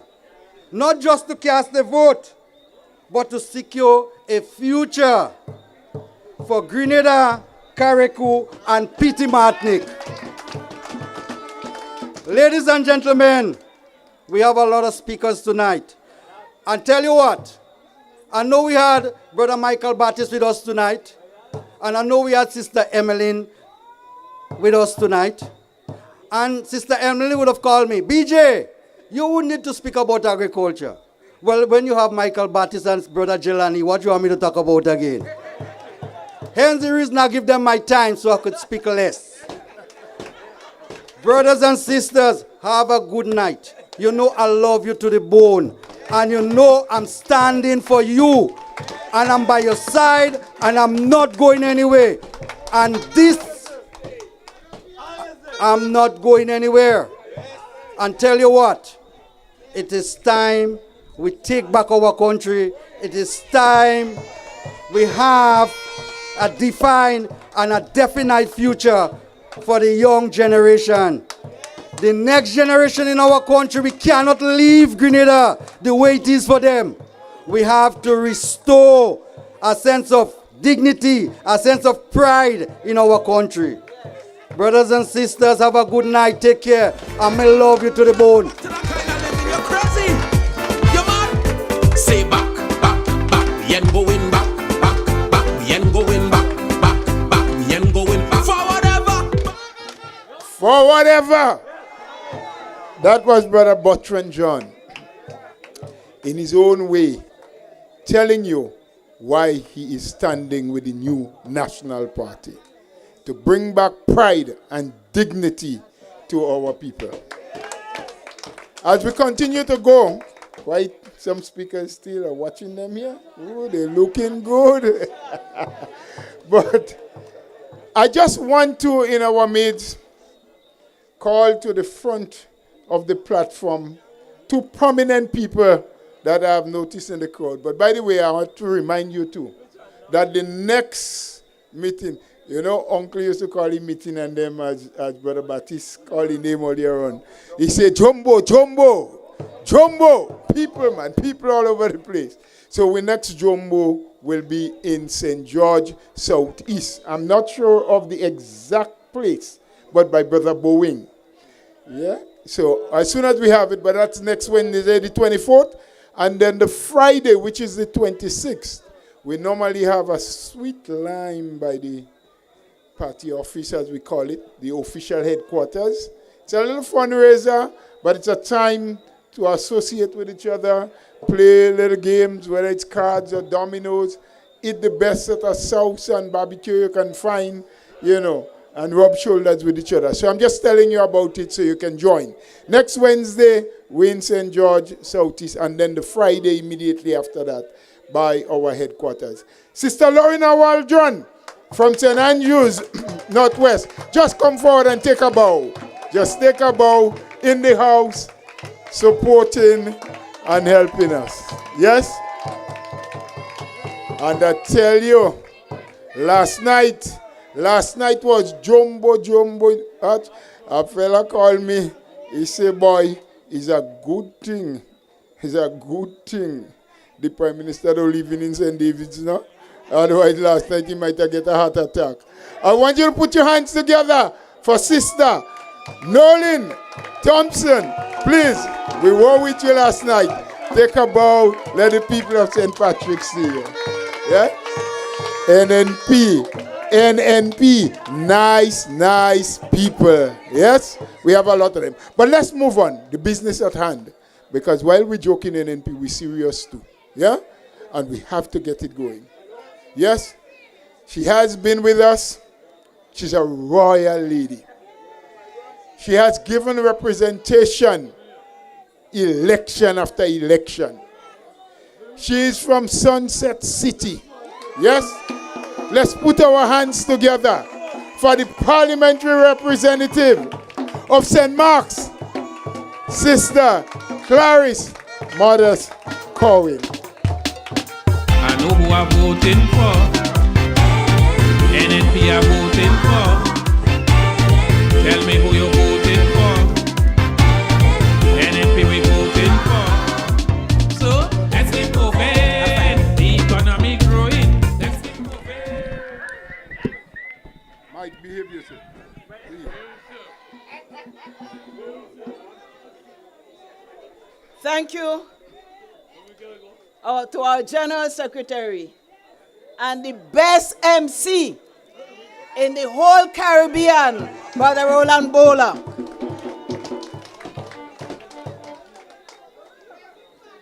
Good night, Rose Hill. Good night, Rose Hill. What happened? All right. I hope we get a little strength after. Brothers and sisters, good night to all. I want to recognize on the head table our hard-working, dedicated political leader, Sister Emmeline Pear, and soon to be the next and the first female Prime Minister of Grenada, Carriacou and Petit Martinique, Honorable Emmeline Pear, to the chairman of our party and the multi-times Prime Minister, longest serving Prime Minister of Grenada, Carriacou and Petit Martinique, Honorable Dr. Keith Claudius Mitchell. We have a lady with passion for the youth of our country who has shown what she can do before and ready to do more. Honorable Sister Kate Lewis. And to the next representative for St. Patrick East, Brother Bochan Jane, Brother BJ, John, Brother BJ. And of course, the next representative for the West, St. Patrick West, Brother Zulani. And to all the others on the platform. And to those listening at home. And to those listening in the diaspora. Good night to everyone. Brothers and sisters, I greet you as a devoted patriot of Grenada, Carriacou and Petit Martinique. Brothers and sisters, I am one who has been in the trenches working with a very hard-working cabinet. And I have worked as Minister for Health on 2 occasions, brothers and sisters. And I am proud to have been involved with a team that has demonstrated excellent and unparalleled leadership in Grenada, Carriacou and Petit Martinique in the person of Dr. the Right Honorable Keith Claudius Mitchell. And to all my colleague ministers from the past who were in cabinet, because I'm going to speak on health. And I thought about the team in leadership in Grenada when I was a minister of health. And I thought about the support that I had from the leader of our party, the leader of our cabinet, and the leader of our country, Dr. Mitchell, when we had needs, and how others supported. And I'm asking myself, where is the support for health for Grenada, Carriacou, and Petit Martinique? Brothers and sisters, I am so proud to have been a part of the team that laid the foundation for the upgrade in the diagnostic department of the General Hospital. We never had a CT scan before. NNP brought CT scan into the General Hospital, brothers and sisters. The upgrade of accident and emergency, such a pleasant place to go to, but it is fast becoming unpleasant. Good sitting X-ray, technicians, everybody there. Nowadays, if you go to accident and emergency, they're asking you if you could help the patient to walk. It don't have wheelchairs, brothers and sisters. It don't have wheelchairs in a wonderful facility that was set up by the new National Party. Brothers and sisters, I recall working with a team during the time of COVID. It's not long ago when we faced COVID head on, and we did what we had to do, and we managed COVID so that we could bring back tourism into Grenada, so that we could bring back healthy people to their work, brothers and sisters, and so that persons who had to stay at home could go back out to school, to work, and to make this country vibrant again under the new National Party, brothers and sisters. That is the team I worked with. Brothers and sisters, I worked with that team. And I remember our present political leader. She headed the team that worked assiduously on the National Health Insurance. We call it NHI. Because we recognized that you could not pay every time $150, $200 for a doctor. We realized that not every time you could purchase medication, brothers and sisters. And we knew that the government alone could not shoulder the burden of the cost of health care. But we did an excellent job, I can tell you. And I'm going to talk about the medication in a while. But we knew that we needed the National Health Insurance. And so a lot of work was done on that, brothers and sisters. And when the new government came, they scrapped it. And I heard the Prime Minister of this country say, well, you can't do everything one time. But some of the things they're doing could be put aside so that important things could be done for our country, like the National Health Insurance. So many things we could think about, like the traveling every day, like the monies they spend for rental, for the monies that they pay people, their supporters, their activists, to do work that they cannot deliver on, brothers and sisters. That would go a long way to making a difference, brothers and sisters. So, brothers and sisters, I remember when our present chairman, he was the Minister of Finance then, and we used to purchase medication from an institution in the region called the OECS PPS. And what they used to do was to source cheap drugs. Not all drugs, you know. They used to source good drugs, but cheaply, so that we can have access. You know, when we hear about people who have to skip days because they cannot buy the medication. One gentleman said to me, he is using a drug called Mycardis. And in 2022, that medication costs $60. In 2025, that same medication costs $190, brothers and sisters. More than 3 times what it cost then. If we do not have a national health insurance, and if we do not have a minister for finance who cares about the people, if we do not have a government who cares about the people? If we do not have a prime minister who cares, because all of them sitting in the cabinet make decisions where the money should spend. And if they had paid the OECS PPS, then they would be getting medications, so they don't have to wait when they feel a pain behind their neck to take a tablet, brothers and sisters. That time your pressure gone way out of line already. That didn't used to happen under the New National Party. If people skip, they skip for themselves. But we made sure the medication for the sugar, for the pressure, was there in the government pharmacy so that the people could have access to it, brothers and sisters. Brothers and sisters, that teamwork and that caring that we had allowed us to achieve so much. The Guelph Polyclinic, the NDC received it fully equipped. Now it's empty, brothers and sisters. Up to now, they cannot tell us on the whole Western Corridor, because that was designed to serve the people of St. Patrick, St. Mark, St. John, so they do not have to go all the way to St. George, brothers and sisters. But now, it is just there. And yes, it does serve a little purpose, but it's a far cry from the purpose that it was intended to. So everybody don't have to run to the general hospital. People would have service 24/7, and there would be people who would man that polyclinic for that period of time. It's not happening. Brothers and sisters, you ask about the Sotes Polyclinic medical station. Sometimes the nurses are not there.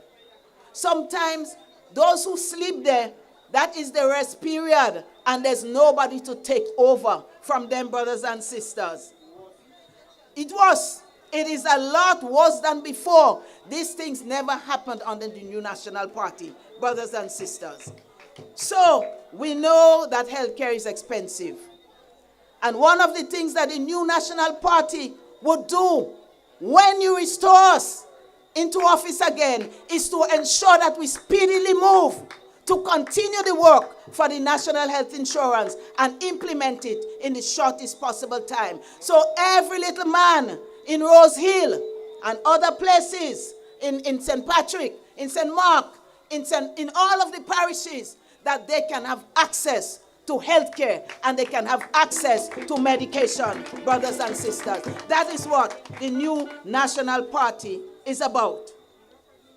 Brothers and sisters, but our present Prime Minister told us in his own words that the government is not prepared to pay for medication for you.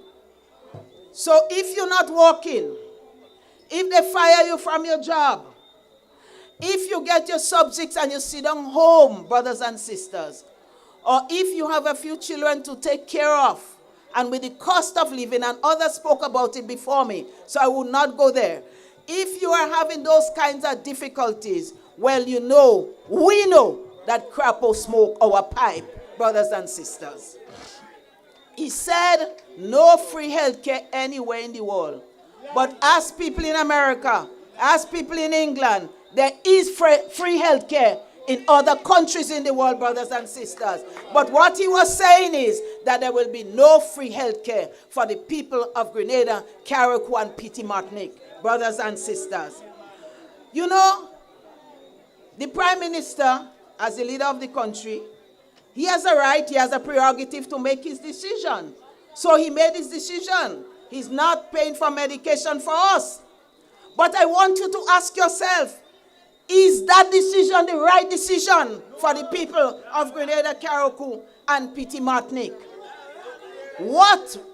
Although he could make it, but what gives him the right to determine how the monies that belongs to us should be spent, brothers and sisters, when he spends it on frivolous things that are not important to Grenada, and he denies the people who need it of Grenada, Carriacou, and Petit Martinique? So, brothers and sisters, we have to ask, why is the polyclinic that was built in St. John to serve the whole western side and anybody passing through, why is it not functioning as it should, brothers and sisters? Why is it that we're not taking care of people with what we call chronic disease? the diabetes, which some people call sugar, the pressure, the hypertension, and the ever-increasing incidence of cancer, brothers and sisters. People are suffering because our government of the day is choosing to have a joyride while the people suffer. They don't care about us. And so some of you hide because you're afraid of them. But brothers and sisters, the more you hide, the more you keep silent, is the longer you let them stay. But we know the election is coming soon. We know it's coming soon, brothers and sisters. We have to do what we have to do. And just how he disenfranchised us with one stroke of the pen, brothers and sisters, with one stroke of the finger, we will remove him from that seat. They came with some empty promises, and some people believed them. And some people voted for them, and that's their right. But we know that all they have for us is empty promises. And the sooner we get rid of them, the sooner we will save Grenada, Carriacou, and Petit Martinique from her. But brothers and sisters, there is something that I must talk about. And Brother Bola, I will not be long. We must talk about Project Polaris. Because they are trying to tell Grenadians that that is the answer for health care. When you have pain, when you cannot buy your sugar medication, and you cannot buy your pressure medication, when you have cancer and you have to get some medication, what can Project Polaris do for you now, brothers and sisters? And so I want to talk to you in a sober way. Because when they started, they did a lot of PR, and they go on that picture, a lot of videos. And they said they had a team, and they use a big word, a team, a philanthropic team. They are going to be looking for the money for the new hospital. And then a few weeks ago, when they had the Afro-Caribbean Conference, Afro-Exim, Caribbean, whatever convention, they made big announcement. They said they're getting how many 100 million for the hospital. But brothers and sisters, you have to listen to what comes after that. And regardless of your political affiliation, regardless to who you like, who look young, who wear slippers when he should wear shoes, regardless of that, brothers and sisters, you have to think. You have to think and you have to listen. Because two things are very striking. After that conference, whoever the person was, he was giving a summary of the different Caribbean islands that would get money for different projects. I don't know if he missed it. I don't know if he forget. But the Project Polaris is not on that list, the final list that tells you which Caribbean islands, other Caribbean islands with other projects getting, and Project Polaris wasn't there. So I thought it was a mistake. But then I went to the throne speech. I expect to hear now that thing signed for the contract for the nice big hospital that we have to get. Brothers and sisters, I listened attentively. And then I read. And the only thing they promise us, they promise again, and we know how they does not keep their promise. They do not keep their promise. The only thing they promise us is a month's salary from the ministers. And as I said the other day, well, they get enough and they're tired. And all of them set so they could give us 1 month's salary. That can do Project Polaris. And then they say they're coming to you. They're coming to Grenadians at home and Grenadians abroad to get money to build the hospital. So one thing you know, he don't have no money for Project Polaris. And I challenge them to come to us, all of us as citizens of Grenada, and show us where this money is coming from. So they know they have to call election just now because they cannot continue with that kind of way they rule in the country. So they come with that to blind my pretty picture. I tell you, them pictures looking good. But nothing behind the pictures, brothers and sisters. There is no money. So what we're saying, with whatever little is left, to the Prime Minister of this country, Honorable Dickon Mitchell, and the team, because we cannot blame one person for what is happening in health, because we as a team set the example. When I had to go to meetings with the OECS PPS and we owe our money, and I went to the Minister for Finance and the Prime Minister, he made sure I went up with a check so that every one of us could have medication available to us. We cannot blame one person. We cannot blame the minister alone. We have to blame the whole of cabinet, because they should stand up and realize that the people who voted for them are suffering. Brothers and sisters, when we were restored to office, I spoke about the National Health Insurance.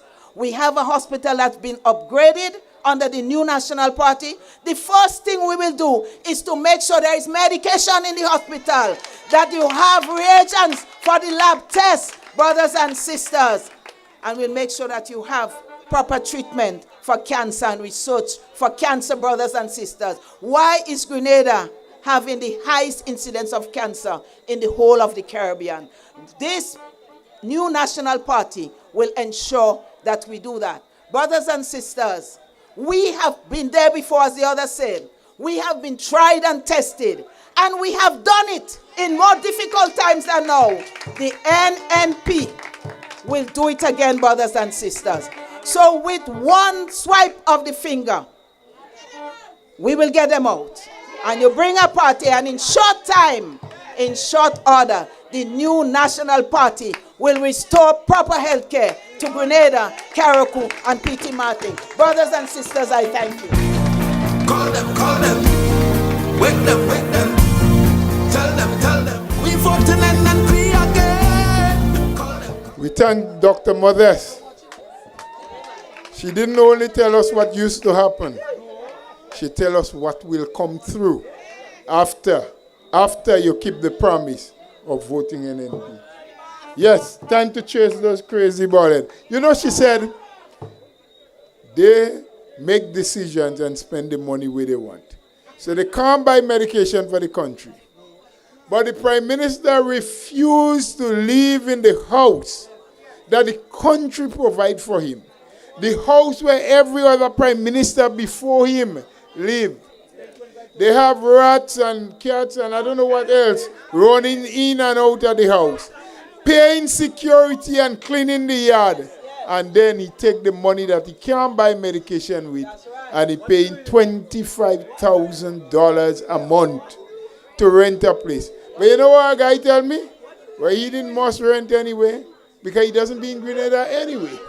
So, anyway, we got to move. The time is running down. Speaker is to go still. Now, Mr. DJ, a fitted music for the father of the house. The man who helped build the foundation. The man who ensured, as you heard Mr. Baptiste explain earlier on, ensured that Grenada become a better and a more prosperous country. And the man who is still willing to fight and to toil and to be a part of the team to ensure that NNP returns to government once more, so that you, the people, not only of Rose Hill, but of Grenada, Carriacou, and P.T. Martinique, can live a better and more prosperous life. Put your hands together and let's welcome Dr. Mitchell. The house solid and the pillars strong. Don't stop the progress. We moving on. The house solid. Okay. Rose Hill, good evening. Good evening, Rose Hill. Whenever I'm in Rose Hill, I feel I'm back home. But let me say here, first of all, let me recognize your distinguished political leader, And of course, as Sister Clarence just said, we hope to be the first female Prime Minister of this country. I know the Prime Minister job is a serious one. I had it for 23 years. There's a lot of headache in it, but if you care about people, you will solve problems for people, not about yourself. That is what the NNP is about, sisters and brothers. And I recognize the two caretakers of St. Patrick's West, Brother Janani and Brother BJ of St. Patrick East. And I want to make the point, sisters and brothers, when you're going to vote, you're not just voting for an individual. You are not voting for an individual. Sometimes you hear somebody saying, I don't like this man, I don't like this person. Sisters and brothers, you're voting for a team of men and women that will help build your country and provide benefits for you and your children and your grandchildren. It's not about just liking somebody, because a lot of people like some people that the last election, they talk nice and they say he sound like a nice man. He young and nice, he thin and small, and he wearing slippers. He sung nice, but what you get afterwards? What did we get afterwards? So you vote for people who is part of a team of men and women who are committed to development of the country and to bringing benefits to all the people of your land. Tonight, sisters and brothers, you have heard me many, many times, and I'm going to be there to talk to you a lot of times again. But we have had a long night. And as far as I'm concerned, you have seen my works, and I'm there with the team. But I wanted you tonight to listen to your future Prime Minister and the leader of our party, because that is going to be the key person pulling us forward and pulling this country forward with a united team.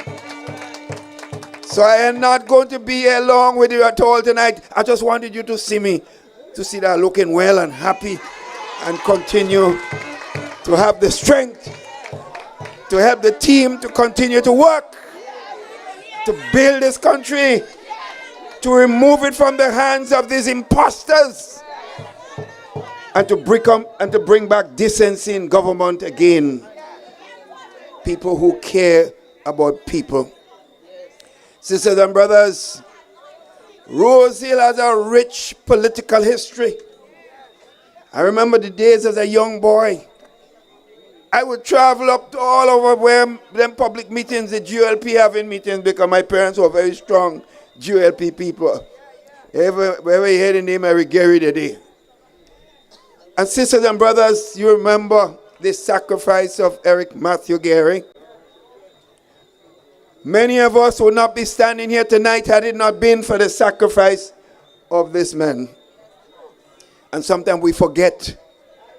We forget the good some people do. And sometimes we talk only about their mistakes. And that's one of the things we have to learn, to appreciate goodness of people. When the time of service they give us, we must remember them. And that is why, sisters and brothers, all the other leaders of this country came and they made sacrifices. They were not perfect. None of us consider ourselves perfect, because the only perfect man or woman in this world is the man Jesus Christ, sisters and brothers. So therefore, Herbert Blaise was Prime Minister of this country, and he gave his service and sacrifice. He made a lot of sacrifice.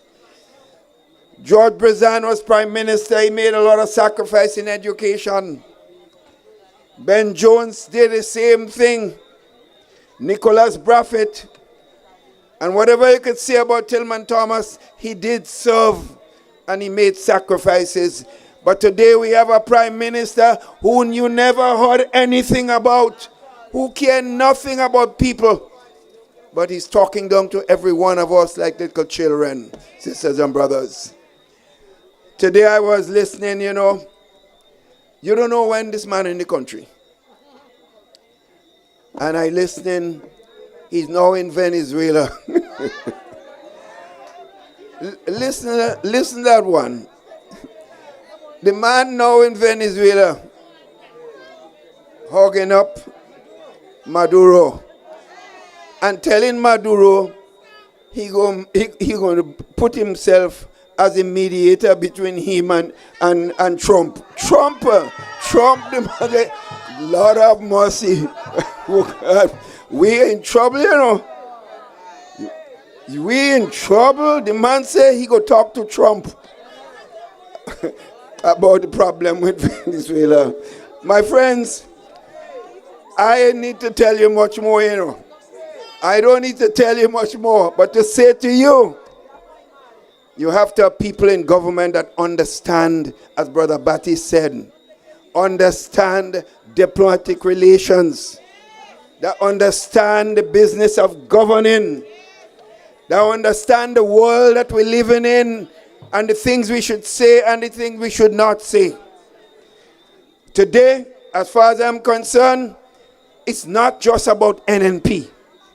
It's not about a political party. The struggle we are now in and the fight ahead of us is to rescue Grenada, Carriacou, and Petite Martinique. And therefore, Brother Michael Batista was on a platform. He didn't tell you he's a member of the NNP. He's a Grenadian fighting for the rescue mission of this country. Therefore, that's our fight, and that is my fight. That is my struggle, because I watch the struggle of poor people in this country. I watch the suffering taking place, and we cannot take it anymore. And that is why, sisters and brothers, as I said to you, I am here to help continue the building of Grenada, Carriacou, and Petite Martinique. I have given over 40 years of my life in this politics, and I am here to continue that struggle. I'm not expected to be a candidate in the election, but I'm expected to be right there with the NNP when it's elected to help serve the people of this country and to provide advice to the team that you select to run your country. Therefore, tonight, sisters and brothers, I said I would be here with you again. This is just the start of the campaign. But I want you to listen carefully to the person that will be the head of the government of this country. So I say to you, I will be there with you. Do not worry. I ain't going anywhere. I am there. We will win the next election with your support. Thank you and good night.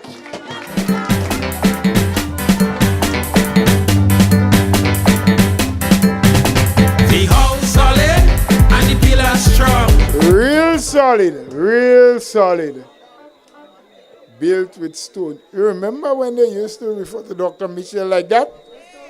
Foundation built in stone. So we're solid. So, my friends, we're moving on with a solid house. With unity and progress. We're building on the foundation that this man and the previous team had set. So, you ready for your Prime Minister in waiting? Yeah. I didn't hear that. You ready for your Prime Minister in waiting? Yeah. Well. Who am I to deny you? I want you, my dear brothers and sisters, to raise your voices and to put your hand together. She has been a good student. She has learned well. She has risen to the occasion. She is ready and willing to serve. Let's give her our support. I bring to you Sister Emmeline Pierre.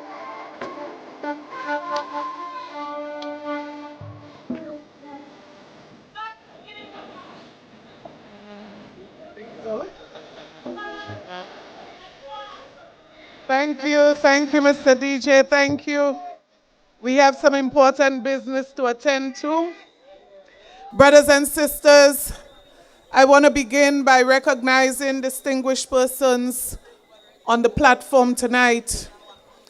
and to start with a former Prime Minister of Grenada, Carriacou and P.T. Martinique, the chairman of the New National Party, most outstanding former Prime Minister of this country, Dr. the Right Honorable Keith Mitchell. I want to also recognize my sisters, first of all. Let's say ladies first. I recognize Sister Clarice, Sister Nolin, Sister Lorena, and of course, the handsome men on the platform, Brother BJ, Brother Pablo, and Brother Jelani. Let me recognize tonight all of the Grenadians online, whether at home or in the diaspora. And you know I love to say this. We welcome every single one of you, including those of you who are not supporters of this party, because for us this message is not just political. This message is about the future of our country, and I know some of you care deeply about Grenada, Carriacou, and P.T. Martinique. And I want to recognize tonight all of the supporters of NNP who are here tonight, the men and women of Rose Hill.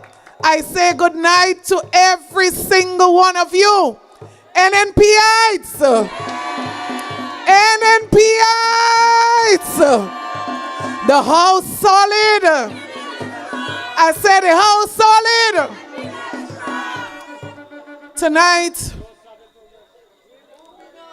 the progress stopped already. Tonight I want to say a very, very special good night to the people of Rose Hill. And somehow my attention has just been drawn to the men who are sitting in the shop nearby, looking on at the meeting. I want to say a special good night to you. I assume that you are from Rose Hill. We greet you in a special way as well. Tonight we are here because of you, the people of Rose Hill. It is the only reason we came here tonight. Tonight we are here to say to you, as many of the other speakers said, we feel your pain. But we don't just feel your pain. We are standing with you. We are standing for you. We are standing on your behalf tonight. Brothers and sisters, the reason we are standing tonight is because too many Grenadians are fed up with the situation in this country. Too many Grenadians are calling on the new National Party to be their voice, to represent them, and to do what is necessary to return to office. I say to you tonight, we are not going to fail you. You can count on us. You can count on us. And I believe one of the fundamental reasons that you can count on us, we have been tried, we have been tested, and we have proven before that we are capable of delivering. And that is why we are standing with you tonight. I give you the assurance, brothers and sisters, that we are building a stronger team. And we are doing this not for ourselves, but we are doing this for the people of Grenada, Carriacou, and P.T. Martinique. We are ready to serve you again. Brothers and sisters, a lot has been said tonight about our fishermen. But I want to add one or two things. Maybe a few things that are more current. Brothers and sisters, I'm so proud of this party of which I belong, because it took the NNP to force the administration in office to draw up a schedule to meet with the fishermen of this country. For the last week and a half, we've been calling them out for the lack of respect to the farmers of this country, and they finally decided to start those meetings. But you know what is painful? Most people in this country know it, that most of the fishermen who will be affected by the impending ban a fisherman from Carriacou and Petite Martinique. Can you imagine, brothers and sisters, that they were left out of the schedule that was created by the government of this country? But they are paying attention, because just a few days ago, they reported to myself and Brother Cox the level of disrespect that is meted out to them. Not just that, they said to us that when the government wanted their vote, the Prime Minister said, Petite Martinique, Carriacou, and Grenada. They are smart people.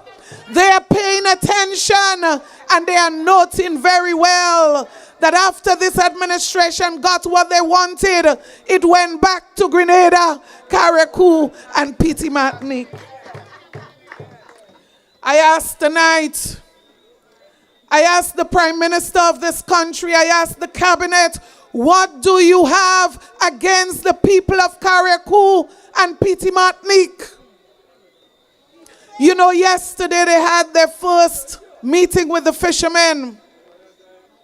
One fisherman reported to me, he said the only person on the government team that seemed to know what they were about was the permanent secretary, P.S. Williams.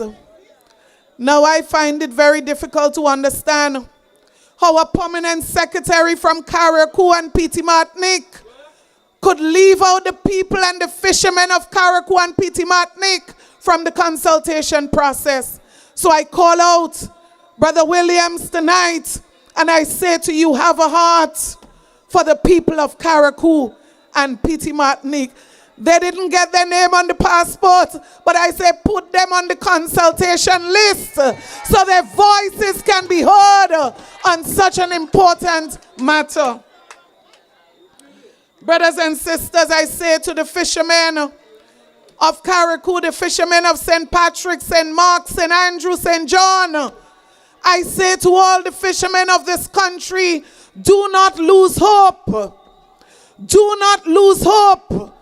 I say to you, there's not much confidence that you can have in your government, but you can trust Almighty God, and you can do what you can do for yourself. And the NNP is here to support you, and we will be coming back to defend you and to protect you and to put systems in place so that your livelihood would always be protected. Brothers and sisters, this fisheries matter is not a simple one. And the one last thing I'm going to mention tonight that wasn't said earlier is that this matter has serious implications, not just for the fisheries sector, but for the agriculture sector. And you know why? A Amerijet comes here to take the fish from Grenada to the US. And when they come here, they take our soursop and other agricultural products. But do you know the majority of the cargo is the fish? And we have to ask ourselves, will they come as frequent as they did before? Will it be economical for them? And that is why this administration cannot afford to play around with such an important matter. We need an administration that doesn't panic when crisis come. We need an administration like the NNP that would find solutions to problems and stop blaming people and stop cursing people, but deal with the problems that you have at hand. Brothers and sisters, I want to speak quickly about the issue of security, because right here in Rose Hill, right here in St. Patrick, I believe that every citizen is concerned about their security. Brothers and sisters, mothers cry themselves to sleep over their sons who lost their lives recently. Brothers and sisters, children are crying themselves to sleep because they lose their fathers. Communities are still grieving over the casualties of gun violence. Brothers and sisters, innocent people. Imagine you standing on Wall Street trying to buy something to eat. Imagine Imagine you standing in Rose Hill Junction, just relaxing maybe, and someone just passes by, takes out a gun, stop the car, and just shoot a bullet in your foot. This is a real story of what has happened in my own constituency. And I said to somebody, this happened just a few feet away from a crusade that was in progress. The situation is real. But brothers and sisters, when I look at how this administration is dealing with serious business, I get worried. I get very worried about the future of this country as it relates to national security. Brothers and sisters, this ought not to be taken lightly. And so tonight I say to you, the government in a recent statement, one minister speaking on behalf of the government drew reference to a Caribbean country, I'm not going to call the name, and they said we need to learn from the people of that country. We need to take a page from their book. And she said, when there is crime in that country, they don't talk about it. When there is crime, it is not reported in the news. But I want to say to the administration, silence doesn't mean that crime is going to be reduced. Because guess what? In that very country, there's been 25 murders for the year so far. And it is predicted that by the end of the year, that figure will double. Brothers and sisters, people don't talk because they want to spread bad news on this country. People are talking because they are concerned about their very lives. But I believe what they are most concerned about is the laid-back attitude of our government as it relates to national security. Brothers and sisters, I don't propose that we go there announcing statistics on crime to the world. But I propose that our government need to get up and do something serious about the crime situation in this country before it's too late. Brothers and sisters, the authorities need to stand up and to put the house in order and to take their business serious. Because I say to you tonight, look at Trinidad. Look at Trinidad where they are today. They didn't start there. It was a very peaceful country. And it didn't happen overnight. And I say to you, we cannot afford to go to sleep on the situation of crime in this country. I've said it before and I'm going to say it again. Our government needs to ensure that we have a national strategic policy, a national strategic plan for crime prevention and reduction in this country. If we don't do that, we are spinning top in mud. If we don't do that, we are shooting ourselves in the foot. And I call on this administration again tonight, get your house in order. Settle down and mind your business. Brothers and sisters, we want a government that would implement solutions, practical solutions to the problem that we face. We don't want a government that's making a bad situation worse. And that is what is happening in this country. Let me show you why. Brothers and sisters, many police officers, we depend on them day and night. While we are sleeping, they are protecting this country. They sacrifice their very lives to protect us. And I say to you, have more respect for our police officers. But brothers and sisters, the sacrifices many of our police officers make, the level of victimization that they are experiencing is unbecoming for this administration. The level of victimization of police officers because of their perceived political affiliation must stop, because our country and the future of our country is at stake. Brothers and sisters, the morale of police officers, I believe it is at its lowest in the history of this country. And our administration needs to check what is happening with police officers throughout the length and breadth of this country. Our administration needs to do a check. How many police officers have retired before reaching the age of retirement? Do an assessment and check what is happening under your nose. Police officers are leaving the service experience. Police officers leaving with their knowledge and their skills. And I say to you tonight, I'm not talking about my husband tonight. My husband has a voice, and I challenge him to speak for himself. I'm speaking about every other police officer tonight. Brothers and sisters, 5 weeks. Police officers are being trained for 5 weeks. Can you imagine that there are police officers going out in the street, have not been trained how to use a firearm? But you know what is sad? That is not the worst. You know what is the worst? Visit a police station at any time and ask for the officer in charge and hear what you'll be told. Most times, junior officers manning stations in this country. We are heading for a disaster. We need to turn course. We need to turn course as it relates to national security. We will not be able to deal with what we're looking for. Brothers and sisters, the situation is dire. It is serious.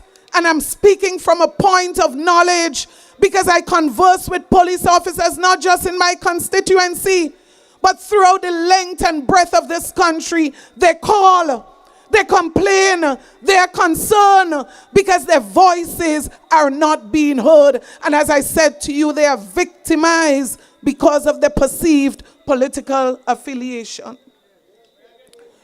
But even worse, we see the appointment of officers in certain positions. And you know that those appointments are strictly based on perceived political affiliation, because they get it wrong sometimes.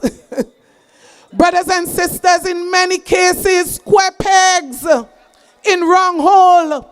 And why am I raising this issue? Because national security is a serious matter.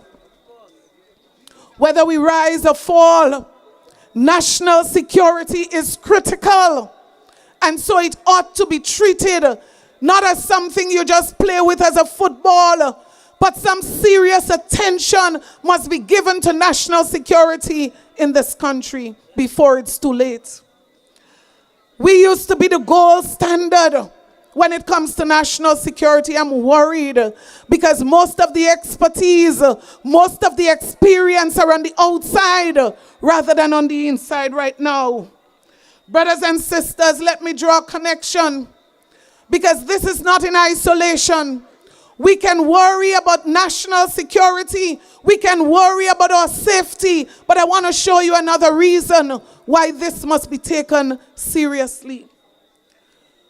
While we have a threat, brothers and sisters, to national security in this country due to poor governance and poor leadership, on top of that, we know that the cost of living is rising significantly and consistently. Brothers and sisters, food prices up, medication up. And when you have a situation like this, you are sending more people into poverty. People cannot feed themselves.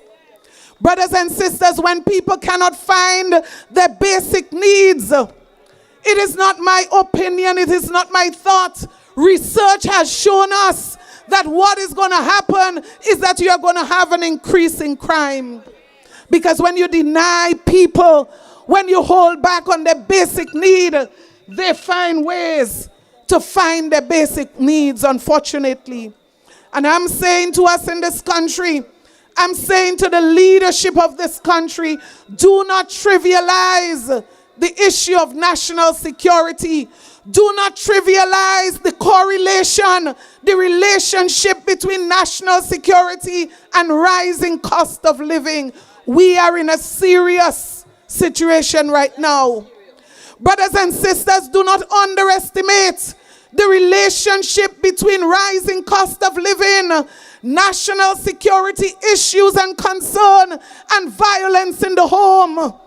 There are too many things at stake for us to continue on the road that we are going. And I ask this administration, stop, assess the situation, and do something to make a difference in this country.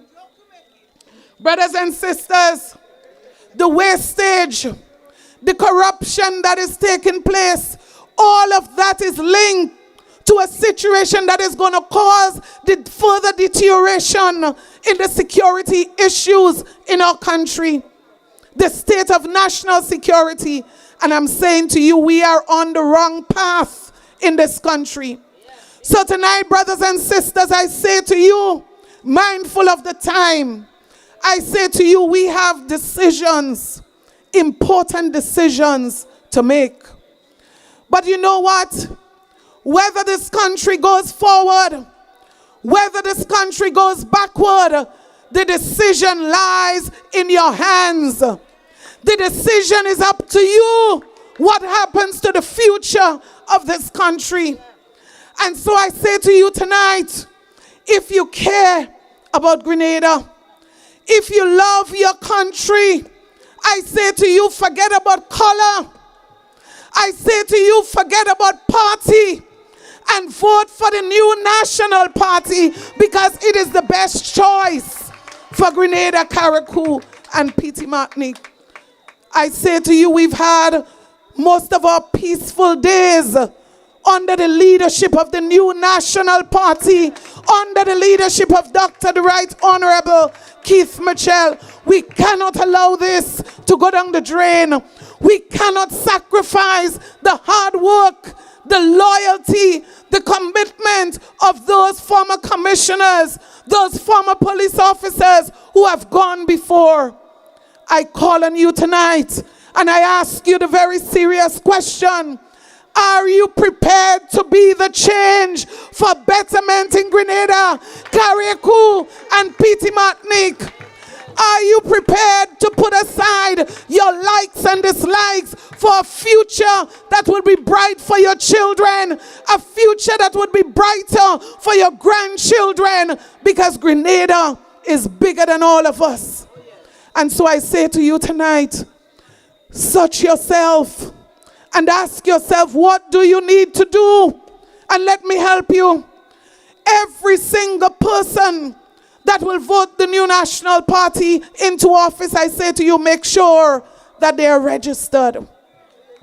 Make sure that you do whatever you have to do to preach the message of hope of the new national party to the people in your community, even the people in your home, because we cannot take the future of this country for granted. And tonight I say to you, I am confident, with God by our side, with our faith and our trust in God, with our conviction that God is able, that we are going to do this together. Not for ourselves, but for Grenada, Carriacou, and Petite Martinique too. Brothers and sisters, I say to you, have a good night, but think about your country, think about your future, think about the future of Grenada, Carriacou, and Petite Martinique, and stand on the right side. Stay on the right side, the side of the new national party. God bless you. God bless you. God bless you. I love you, Lord. Stand, let us stand, and let us hold hands, and let us thank God for how far He has brought us. I've been held in your hand will give us strength from the moment continue. that I wake up until I lay my head. Oh, I will sing of the goodness of God. All my life you have been faithful, and all my life you have been so, so good.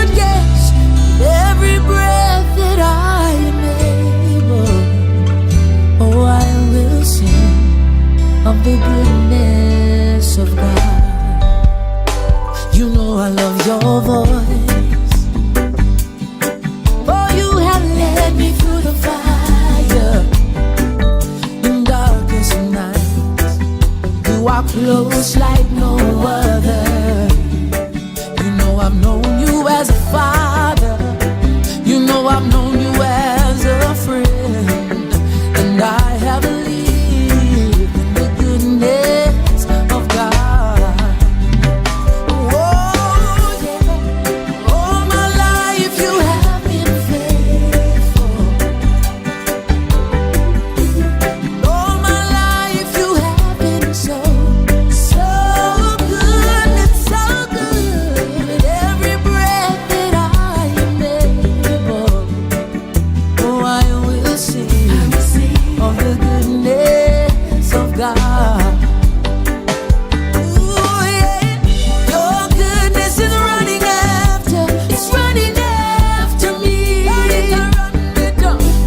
goodness is running after, it's running after me. With my life laid down, I surrender now. I give you everything, oh Lord. Your goodness is running after, it's running after me. Come make me sing it again. Your goodness is running after. Oh, no, no, no. We wish to thank everyone, all our platform speakers, and to thank you, all of you, Rose Hill and surrounding villages that had turned out tonight. Let's go home understanding that we have one thing to do: protect this country. Just one quick housekeeping matter. The Child Protection Authority, they will be having a meeting for parents tomorrow afternoon at the River Sally Government School from 5 p.m. Please, make the time, go listen to what they have to say. And they tell me to tell you as well, Rose Hill, River Sally, the villages around, that they are providing refreshment. I'm just telling you as they told me. Tomorrow evening, River Sally Government School from 5 p.m.